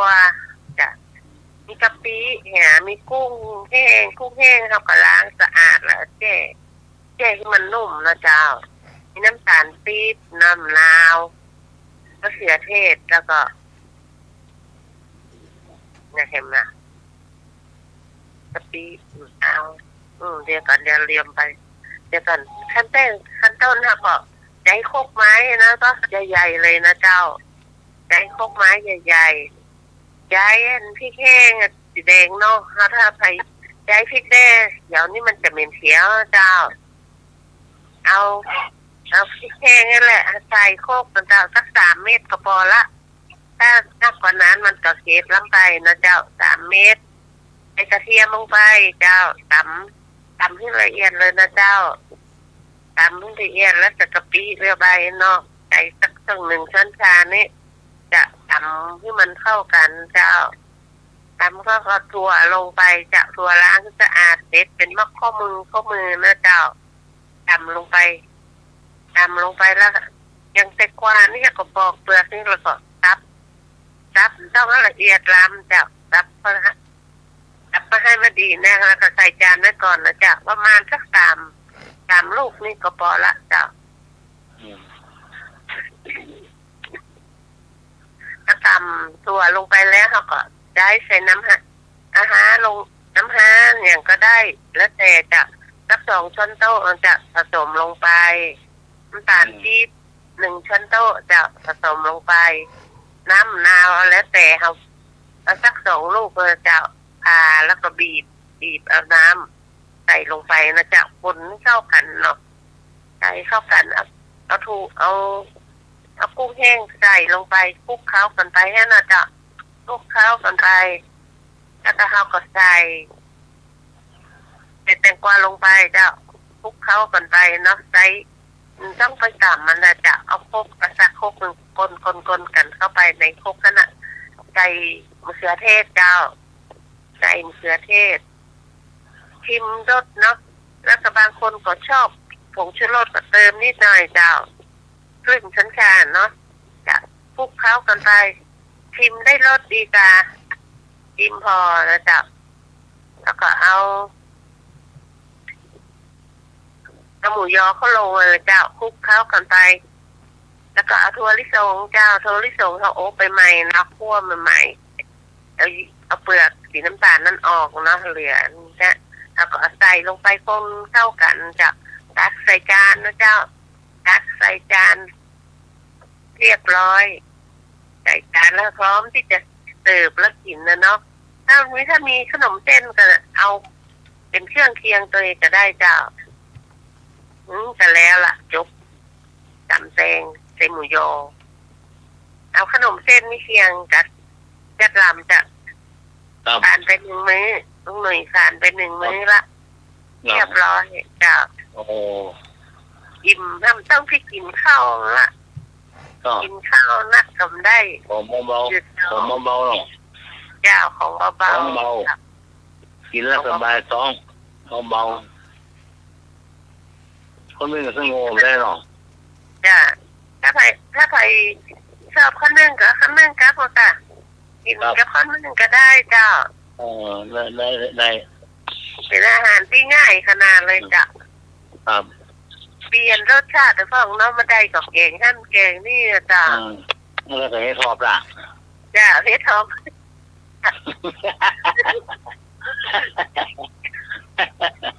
ลูกได้เตรียมตัวแล้วกินเฮ็ดทองทั่วแล้ว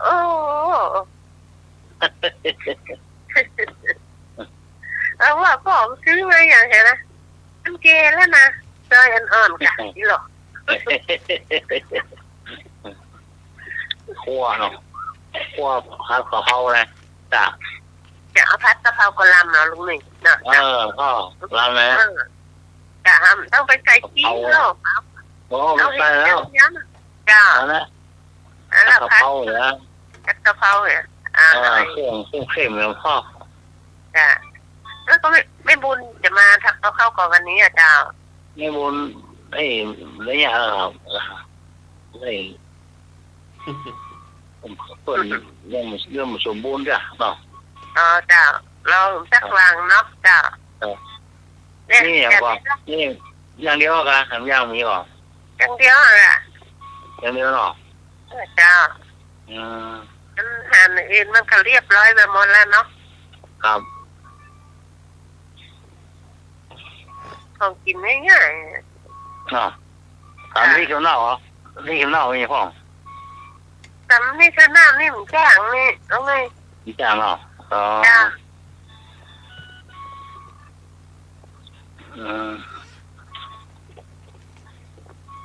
อาหารพื้นเมืองเนาะอาหารพื้นเมืองจะกินง่ายยังคนทางอีสานก็ตอนนี้ก็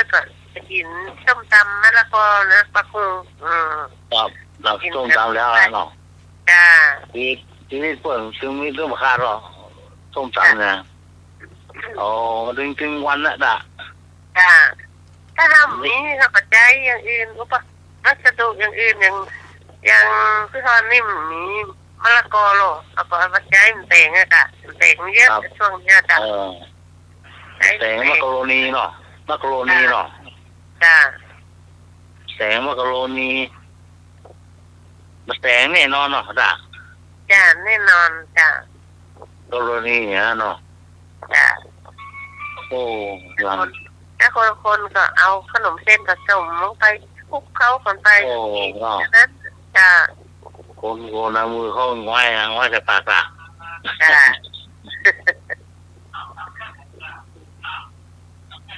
ตุ๊บรับลำกินอะไรคนล้ำเลยเนาะจ้ากินหลายคนจ้าเดี๋ยวแกได้อะไรมาแสดงเขาสาระแสดงเขาตาของงมถ้าหาน้ำอ่ะค่ะอยากจะมาว่านะระวังเนี่ยมันเราลูดแรงไม่ได้แล้วเดี๋ยวมันเข้าตาวะขนมเส้นมันยาวล่ะต้องสมบูรณ์เข้าตาแล้วล่ะมันแน่สักอ่ะขนมเส้นมันแน่สักกันตาอ่ะอ๋อหวานเนื้ออย่าไปหูเลยแต่บางเจ้าก็พี่โกกอ่ะยาวอ่ะกินขนมเส้นแค่ยืนยาวอ่ะหรอได้เส้นยาวเนาะแต่งงานหรอจ้าแต่ง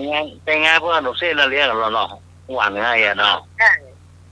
ยำวุ้นเส้นกาผัดวุ้นเส้นกาจ้ะครับเอาแน่นอนนะขนมเส้น5 กิโลนั่นแหละหวานง่ายลูกเส้นอย่างเดียวละเนาะจ้าไม่ได้หวาน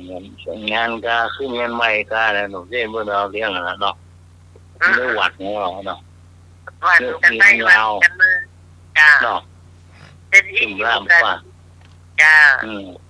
ตุ้มล่ามขว้างเราคนก่อนเลยเนาะจ้าจ้าโอ้อยู่กันจนเท่าอันเนี่ยเด็กละ70 80นี่อู้กันดีกว่านั้นจ้าก็มันแม่งมันนี่ยัยไปได้พ่อวันนี้เนาะจ้าไม่แข่งกันเนาะจ้าโอ้นี่กี่อย่างดีนะเรานี่เก่งนะพี่กี่เอาหายไม่โอนนะจ้า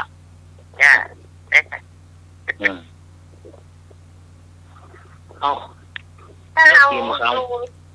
กหน่อยถ้าอยู่ด้วยกันแบบอู้กันดีๆเนี่ยมันตึงอยู่ในประมวลเนาะม่วนจ้าตึงที่ตัวกันนั่นนะคนว่าเราคนก่อนมันอยู่ด้วยกันเมื่ออู้ดีหรอมาที่กันได้หรอจ้านั่งเจอกันว่าทุกอย่างแล้วมันเดียวรู้จักเกิดว่าชอบจ้าอันนี้แฟนที่พรถ้ามันเดือดกรรมเดียวมันรู้สึกตัวแล้วขอโทษที่อู้บดีรู้ใจหรอเนาะรู้ใจน้องครับเราโลดโทษไปไงเนาะจ้า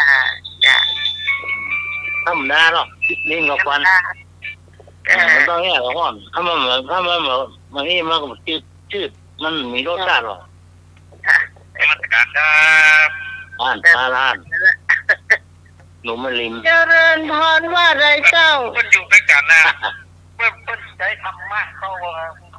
ใช้ชีวิตเป็นธรรมะกันนะมันเลยได้หรอเนาะกันนะเพิ่นแม่นยังแล้วแม่นครับไม่ละเลยคนสมัยแต่ก่อนครับสมัยนี้พูดกันผมเรื่องเลยเนี่ยสมัยเนี้ยครับเนาะการ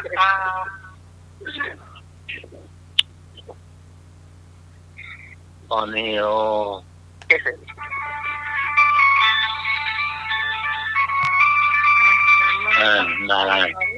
สร้างประเด็นจะดีคนเท่าสู้กันหมดเป็นพันแท้อะไรเสียแม่นอาจารย์เป็นพันแท้ลุงตาเด็กชายลุงตา มกเมียนั่นนะมุ้ย ครับ มกเมียนั่นเขาฝากกันเดียวท่านหรอน้ำมันฝากเขาละ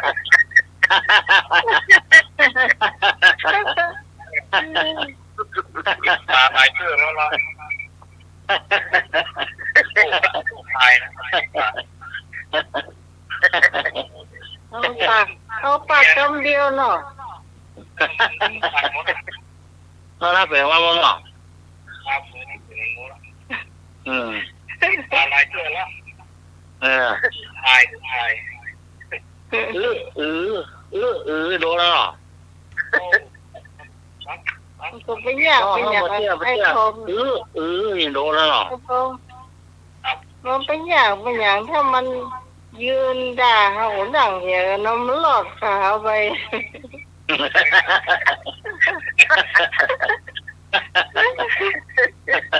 โอ้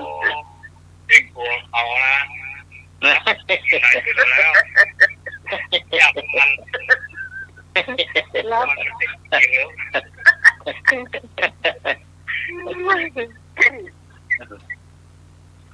ก็ในตามที่บอกก็ดีจ้ะ คุณกา หมอกเมียนี่รับคำ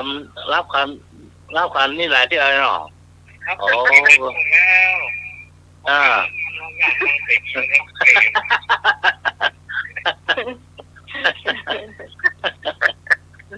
หมอกเมียเนี่ยโอ้เป็นเสียงนี่รับนี่ยังพูดเท่าละ มีนะ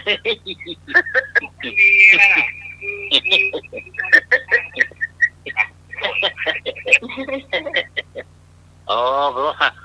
ะว่าลงเนี่ยมึงเมียอ่ะโอ้ รับไปแล้ว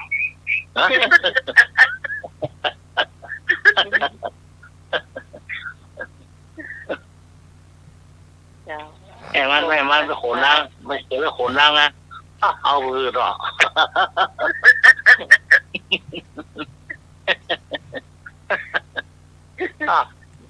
ตีลมล่ะแม่มันไปขนนั่งนะ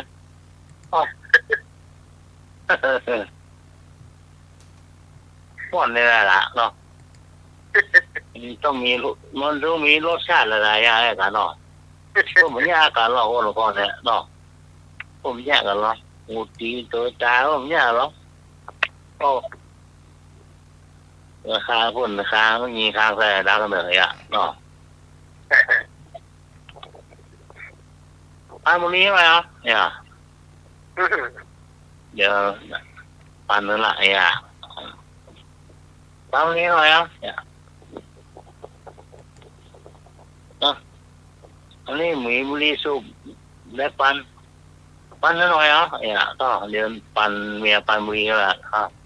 กิน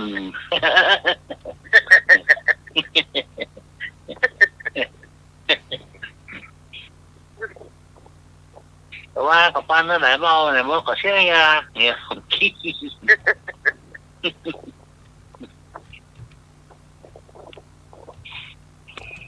ย่ายเนาะก็ย่ายยังเก่าเลยล่ะโอ้เพราะเนี่ยเอาใจเมียจะดีล่ะเพราะว่าบารามเนี่ยมันได้กินแล้วหรอ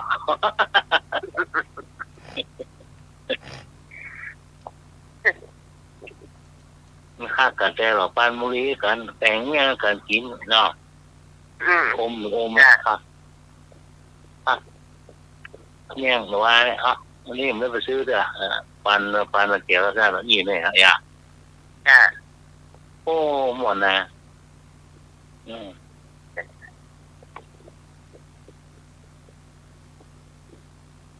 ต่อมันแม่มัน ไอ้คงจะมาเล่าเรื่องอะไรอย่าง มาโคมาเล่ามาโอ้เนี่ยของเก่าๆแล้วคงนักเหนือก็ดีอ่ะก็ได้ทำงานนะโอ้ก็ได้ทำงานเอาปากเน็ตตลาดอ่ะ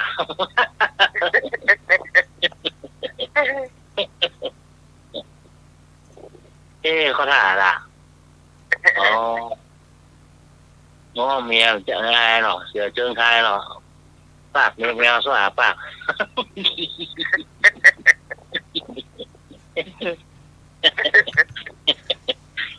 บินหลังเมื่อมีอาหารเลยเหรอ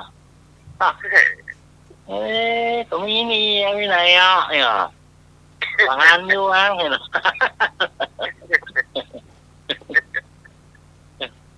แกงก็เดือดเลยโอ้ยไม่อะไรอ่ะเนี่ยโอ้ปากไม่มีไหนอ่ะเสาะเงาไม่ได้ไรอ่ะหรอกโอ้มีอาหารแต่กันนี้ไม่เอาหรอกอาหารยังบ่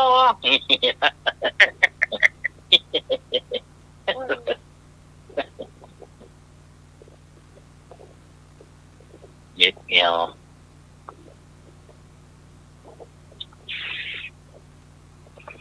เราเที่ยวเหรอ เราเที่ยว เราเที่ยวเนาะ อันนี้นักเรียนหรือ4-5 คนเนี่ยนักเรียนป .1 หรือครูเกี่ยวกับด้านดำนั่นละอ้าวตายนี่มา1 โมงก็จะได้คืนเตียวไปหน้ากระดานดำหรอกเนี่ยถ้ากันเหนียวหรือว่าเขา1 โมงก็ได้ครูถามกลับไม่ใช่หรอก1+1 2ครับเก่งไปเลยผ่านไปเด็กหญิงมาเนี่ย1+2 เท่าไหร่เนี่ยก็เร็วว่ากว่านะเนี่ยเก่าหัว1+2ก็ได้ปูกลับไม่ใช่1ก็ได้3เจ้าเนี่ย1+2ไป3หรอเดี๋ยวตัดปัจจัยมาละคนที่3 2+3 เท่าใดปูเขียนหรอ2+3 เท่าไหร่เขียนปัจจัยเนาะเดี๋ยวก็ว่าอะไรผมว่าแล้วมันเหลียวตลาดแล้วหมูเขาหมูนักเรียนเขายกมือยกมือ5 นิ้วหรอกยกมือครูเหลียวไว้กันแล้วเอาลงเนี่ยถ้าครูพูดว่ายกมือหรอไม่เขียนเลข5แล้วก็บอกเขียนนิ้วมือ5 นิ้ว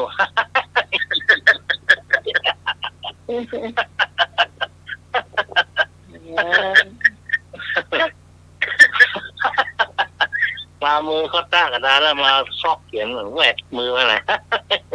5 นิ้วกูข้าหัวต้องการเราแข็งว่ะ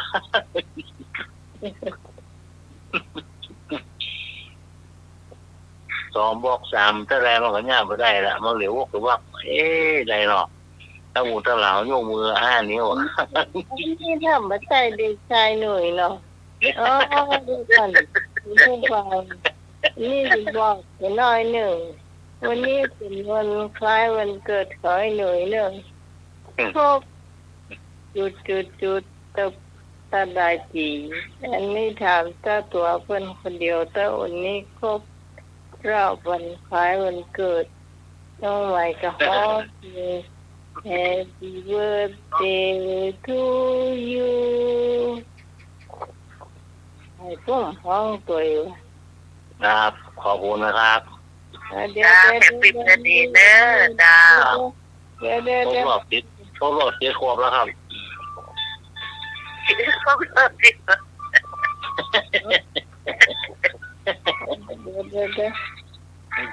จะได้7 ขวบแล้วครับหมอบเสื้อกะเนี่ยเดี๋ยวว่าส่งมาเสียงดึงเดี๋ยวว่าค่ากิ่งแก้เดี๋ยวครั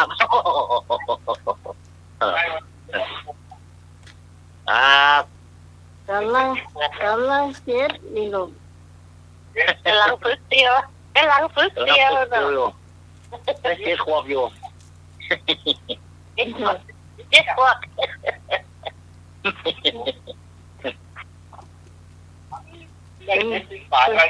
เป็นนุ่มเหลือน้อยไงครับได้7อยู่เนี่ยได้7 ขวบอยู่ครับเพื่อนความคิดเหมือนกันนะอย่างหนึ่ง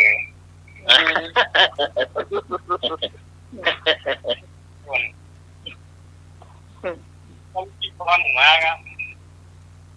รับว่ารับแต่ฟังอยู่ที่เกิดมันก็หลายรอบแล้วมันให้หนูทุกคน ย้อนรู้ห้องเนี่ยหนู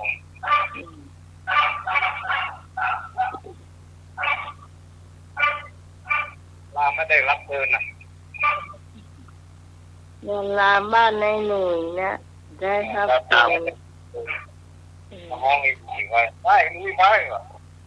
ครับ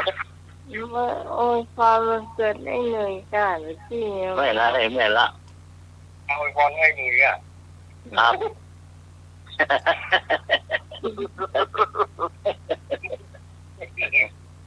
ไอพงเอาเพลงผมเดียวกันปะ Happy birthday to you Happy birthday to you Happy birthday Happy birthday Happy birthday to you โอเคจะเป่าเค้กเป่าเค้ก เอาเค้กเต่าเทียนอีกโดยไหน เอาเป่ากำนี่เป่าเทียนกำนี่น้ำลายผม โอ้โหอะไรล่ะ เอาเทียนน้ำลายเค้ก อ้าวโอ้โหอะไรล่ะโอ้ เค้กก็ ตีน หรือว่า ก็ เป็น ตีนนี่ไม่ถึงว่ามันดับล่ะโอ้ว้าวหมดอ่ะโฟ ทำไม่ทันหยุดมาแล้วเงาฟังให้มืออ่ะ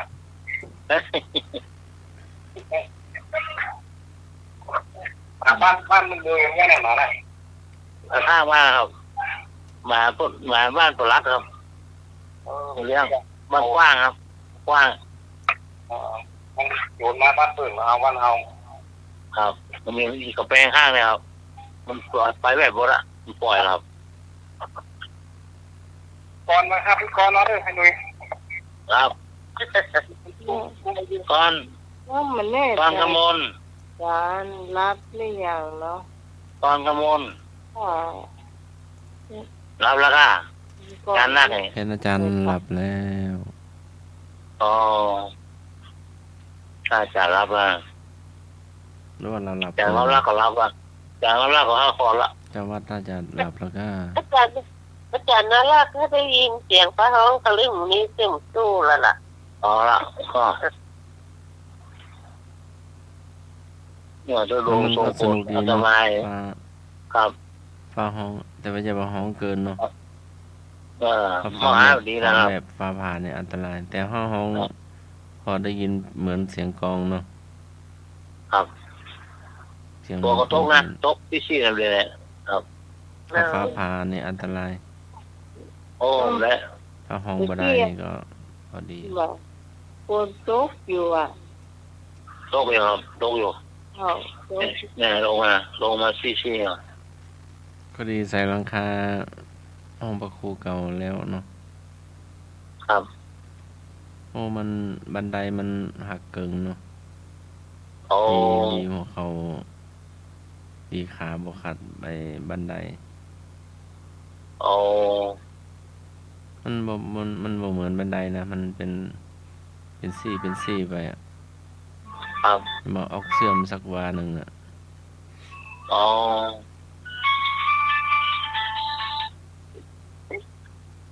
ครับที่มันตก ฮะ คนที่มีกันแล้วใส่น้ำลำไยอยู่วันข้าม เออ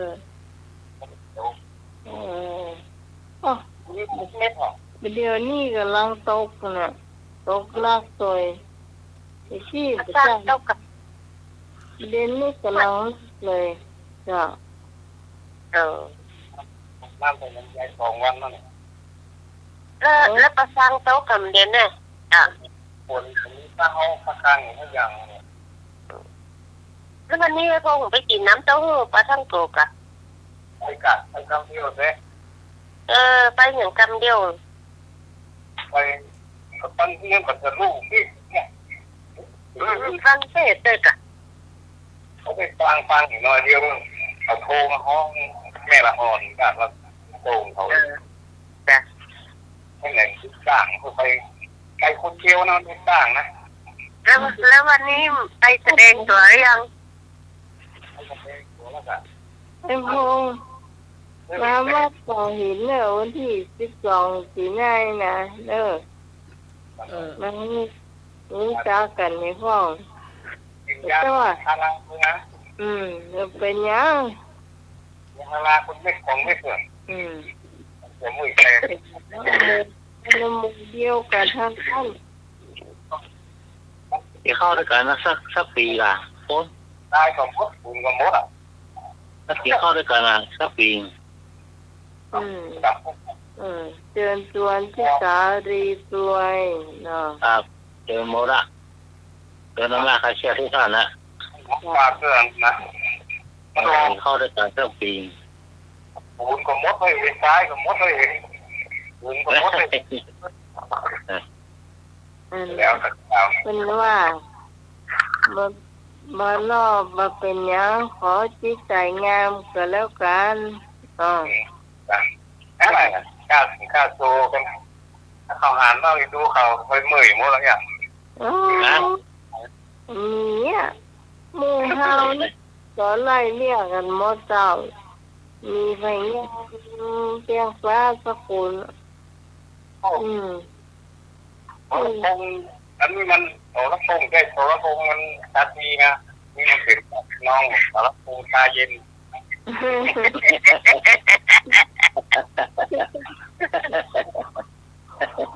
แค่ที่สมัยวิไลศักดิ์นะเขาเป็นสมัยวิไลเนี่ยฮะบรรลักษ์เนี่ย หมายไงอัดไงกันนักหนาการเกี่ยวกับเก่าคุยกันเนาะ โอ้ยต้องงานอันก็ดีก้าพ่อ ไว้คงปัดเนี่ยนะพวกข้า เดี๋ยวให้ชอบหมูจุกไม่พอ แค่สมัยเก่าเนาะ เจ้า ชื่อมาห้องมันค่ะเอาดอกที่ให้พอทำได้ไอ้แล้วก็ที่ลูกไม้อีกอ่ะ เก่าเนาะ มันมีเสื้อแบบนั้นเลยไอ้พงษ์มีแต่เสื้อยืดทั้งนั้นเลยบอกมาลิ้นห้อยคอเลย เสื้อจีไม้เมืองนะจ๊ะเดี๋ยวนี้เขาได้เสื้อนั่นน่ะที่เขาใส่อันผ้าอย่างก็เดียวกันที่เป็นผ้าขาวม้าเอามาตัดแล้วให้เย็นเนาะ อ๋อมันได้เสียงก็ต้อง เชื่อมมีแขนกะเนาะอันนั้นน่ะเชื่อมันมีแขนใช้ผ้าเข้ามาเย็บข้างกะเชื่อปะปะกะยอน่ะกะนั่นน่ะ แป้งชื่อว่าห้องแป้งคือแป้งเจ้ามันใจเจ้ามันลำพูน จ้ะ ปากยอนี่ของน้องดีจ้า เมื่อกี้เข้าว่าเพื่อนเนี่ยที่เข้าเพื่อนมันมองเล่าให้ดีเลยกันก็ชัวร์อ่ะเสื้อแป้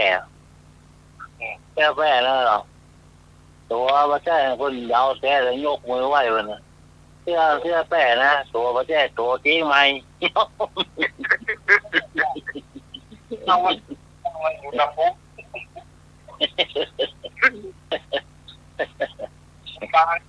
ฟังไหน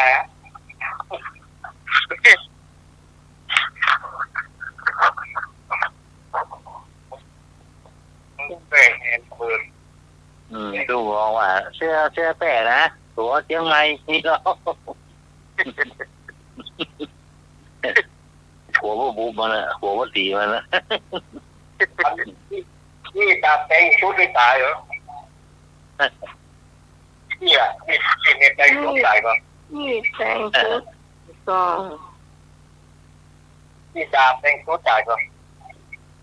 เออ ไอ้ตรงครับลื่นก่อน กระดาษแต่สูบตาย ตายเนาะ ตายครับ จะแต่งชุดนี่แต่งชุดนี่มันจะแต่งคนจะที่มือบอก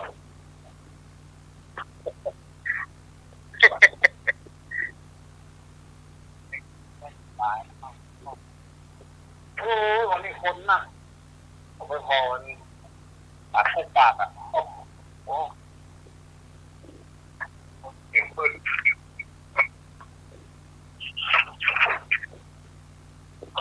เจอห้องเมื่อวันรู้ยังฮะ อ่ะ เจอห้องเมื่อวันเนี่ยโอ้ห้องเมื่อวัน โอ้พวกโตห้องเมื่อวัน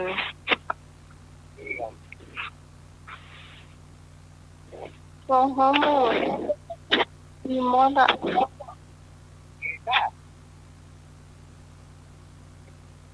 มันก็ห้องคำว่าตกโตตกตุกตกแกตุกแกนะคะ จากห้องเมื่อวันมีมันมีไหมเนาะ เจ้า เห็นเขาโตเอาโตหัว บางตัวมันห้องตุกแกอยู่หั่นน่ะเนี่ยมันตุกแกตุกว่าหา อืม มันรวยห้องรวย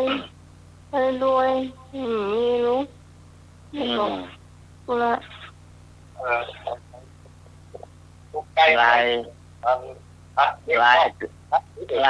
ลายเต็มตัวโอ้ร้านแมวเนี่ย ติดเต็มโตลูกใจยังบอกหนังพัดเด็ก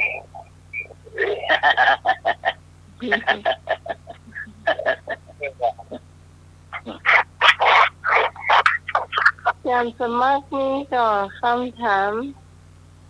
ถามมาเลยเดี๋ยวจะช่วยตอบให้ฟัง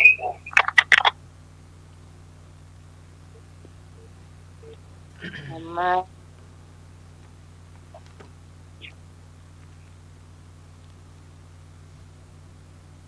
บ่อตีเป็นแป้น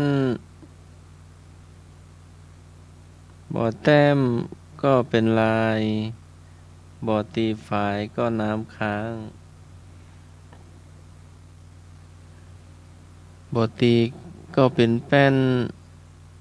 บ่อแต้มก็เป็นลายบ่อตีฝายก็น้ำค้าง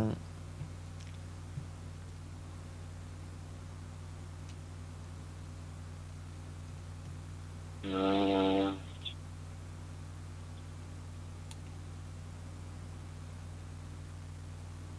มอะไร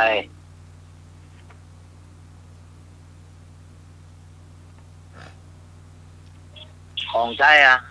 ของกินกัน ของกิน ของกิน ไปเอาของเพิ่นมาเพิ่นโขดก็เพิ่นช่วยกันต่อยหน้าบวมหมดนะ ห้องลากของเพื่อนนะจ๊ะ อืม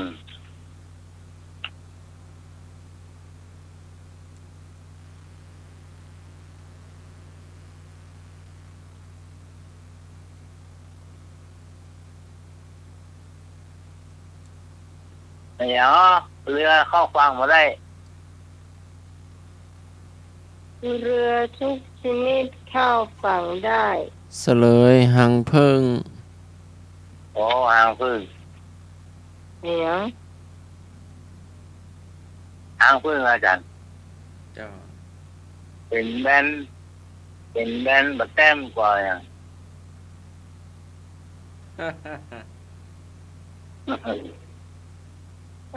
ที่คำถามไม่อยู่ถามตะกี้นะตั้งคำถามใหม่เนอะ อ่า ทุกชนิดเข้าฝั่งได้ ยกเว้นเรือรบ อ่า เพราะอะไร อ่า ถึงข้อ เพ ฝัง ราะอะไรเรือเข้าฝั่งเรือล่มเข้าฝั่งไม่ได้อัน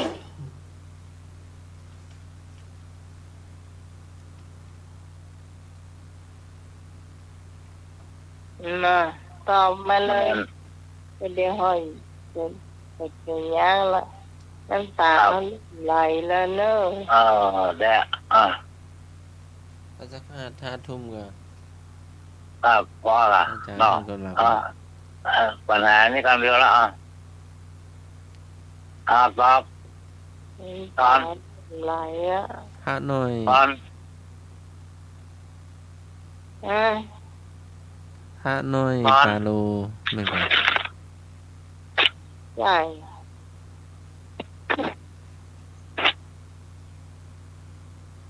เรือทุกชนิดเข้าฝั่งได้ยกเว้นเรือรบ แล้วก็เบื่อยันเรือล่มเนาะ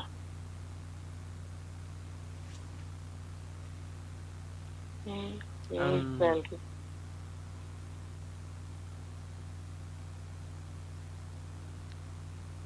อัน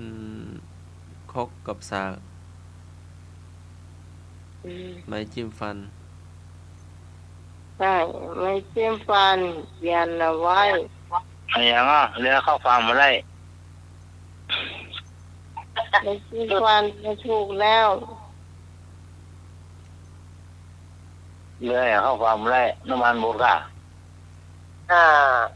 ไม่จิ้มฟันลูกมันกันนะว่าอย่าคิดที่เข้าไม่ได้เข้าป่ะ ไม่จิ้มฟันยันเรือล่มหรอกเอา อย่าเรียกโลก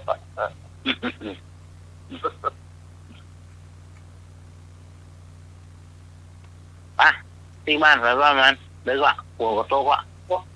พี่จ้าจ้ะ จ้า น้องใหม่นั่นน้องใหม่พอให้หลายเตือนละ แล้วเหมยให้ค่ะวันนี้ค่ะ ให้หลายเตือนละ แกพี่ฮอนว่ะ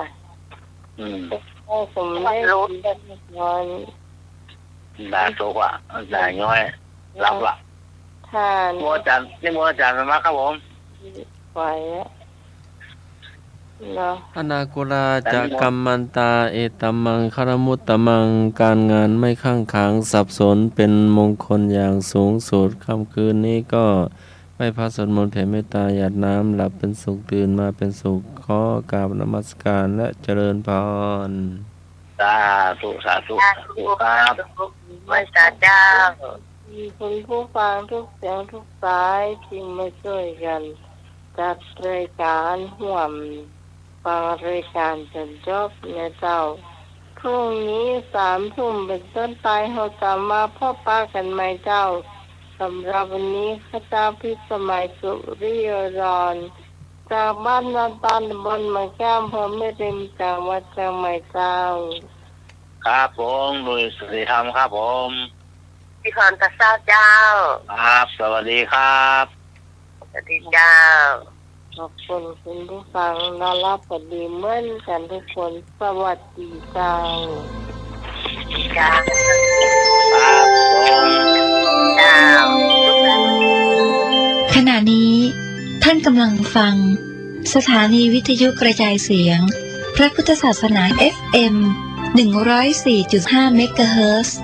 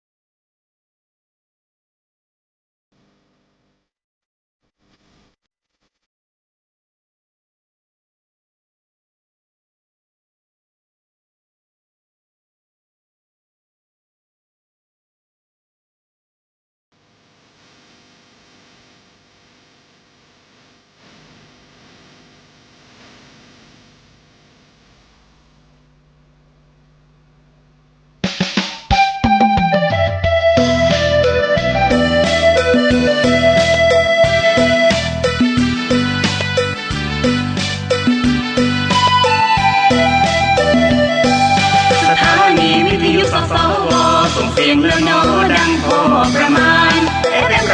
104.5 กลางวัน FM 104.5 กลางวันขอเชิญทุกท่านฟังรายการดี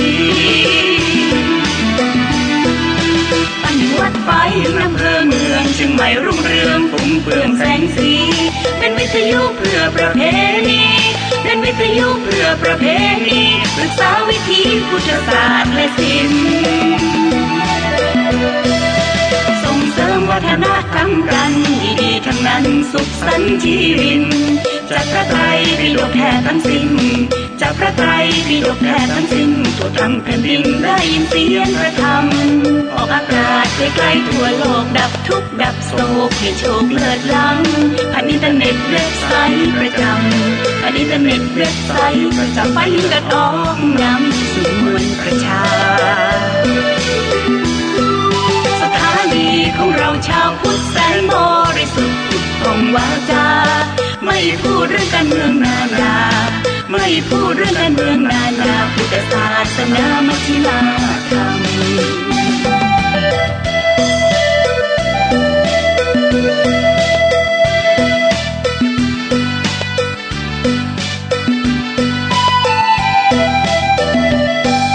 สถานีวิทยุสสวส่งเสียงเลือน้อดังพอประมาณ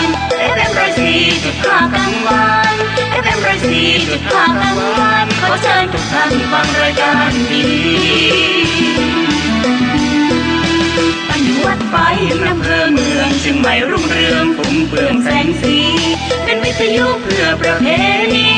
เป็นวิทยุเพื่อประเพณีศึกษาวิถีพุทธศาสตร์และศิลป์ส่งเสริมวัฒนธรรมกันดีๆทั้งนั้นสุขสันต์ชีวิตจากพระไตรปิฎกแท้ทั้งสิ้นจากพระไตรปิฎกแท้ทั้งสิ้นทั่วทั้งแผ่นดินได้ยินเสียงพระธรรม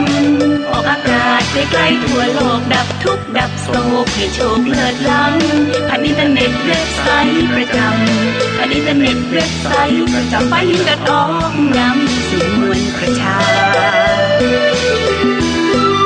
สถานีของเราชาวพุทธแสนบริสุทธิ์ของวาจาไม่พูดเรื่องการเมืองนานาไม่พูดเรื่องการเมืองนานาพุทธศาสนามัชฌิมาธรรม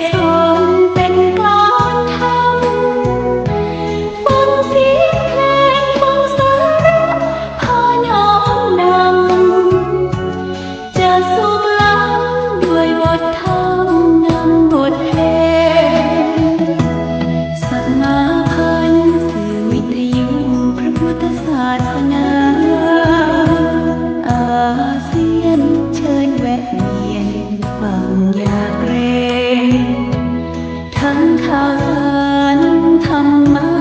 และบทเพลงคลื่นกันเองพร้อมบรรเลงเพลงและธรรม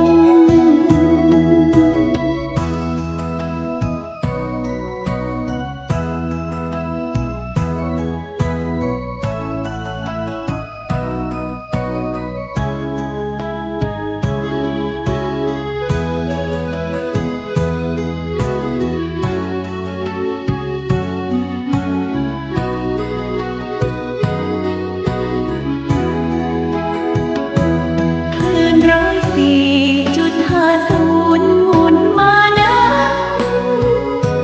ฟังเสียงรักเทศนเป็นกลอนธรรมฟังเสียงเพลงฟังสาระพาน้อมน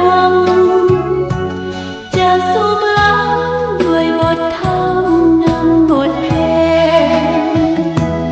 สมาพันธ์สื่อวิทยุพระพุทธศาสนาอาเซียนเชิญแวะเวียนฟังอย่าเกรงทั้งข่าวสารธรรมะและบทเพลงคลื่นกันเองพร้อมบรรเลงเพลงและธรรม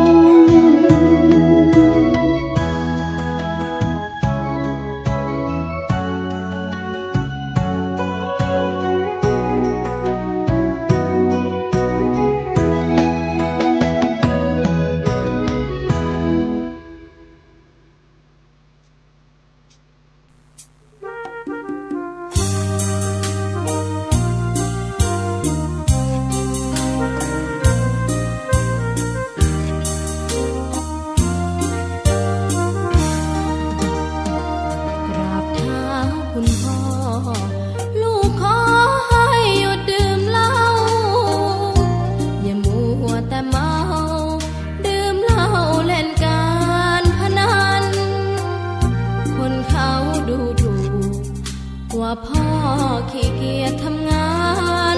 ชาวบ้านรังเกียจเดียฉันต่างประจานคุณพ่อสิ้นดีสงสารคุณแม่ลำบากแท้หาเงินมาให้ได้มาเท่าใดพ่อใช้จนหมดไม่มีขัดสนจนยากลำบากคนแค้นเต็มทีอนาคตของลูกริบหรี่ความหวังที่มีมืดมนพ่อดื่มสุราเหมือนกินน้ำตาของแม่พ่อจ๋าฐานะเราแย่หากไม่แก้ความจนแม่เตือนพ่อด่าตบตีแม่เสียจนชอกช้ำระกำมองมนซ้ำถูกคนเขานินทากราบเท้าคุณพ่อลูกขอให้หยุดดื่มเหล้าหากมัวแต่เมาคนเขาย้ำหมิ่นเรื่อยมากลับตัวเสียใหม่กลับใจมาพัฒนาพ่อจ๋าจะมีคุณค่าเลิกดื่มสุราเลิกการพนัน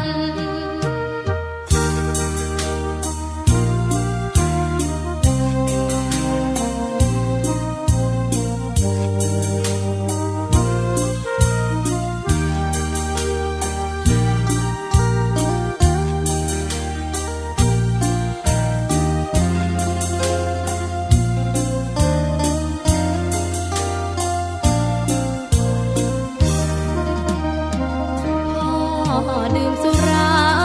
เหมือนกินน้ำตาของแม่พ่อจ๋าฐานะเราแย่หากไม่แก้ความจนแม่เตือนพ่อด่าตบตีแม่เสียจนชอกช้ำระกำมองมนซ้ำถูกคนเขานินทากราบเท้าคุณพ่อลูกขอ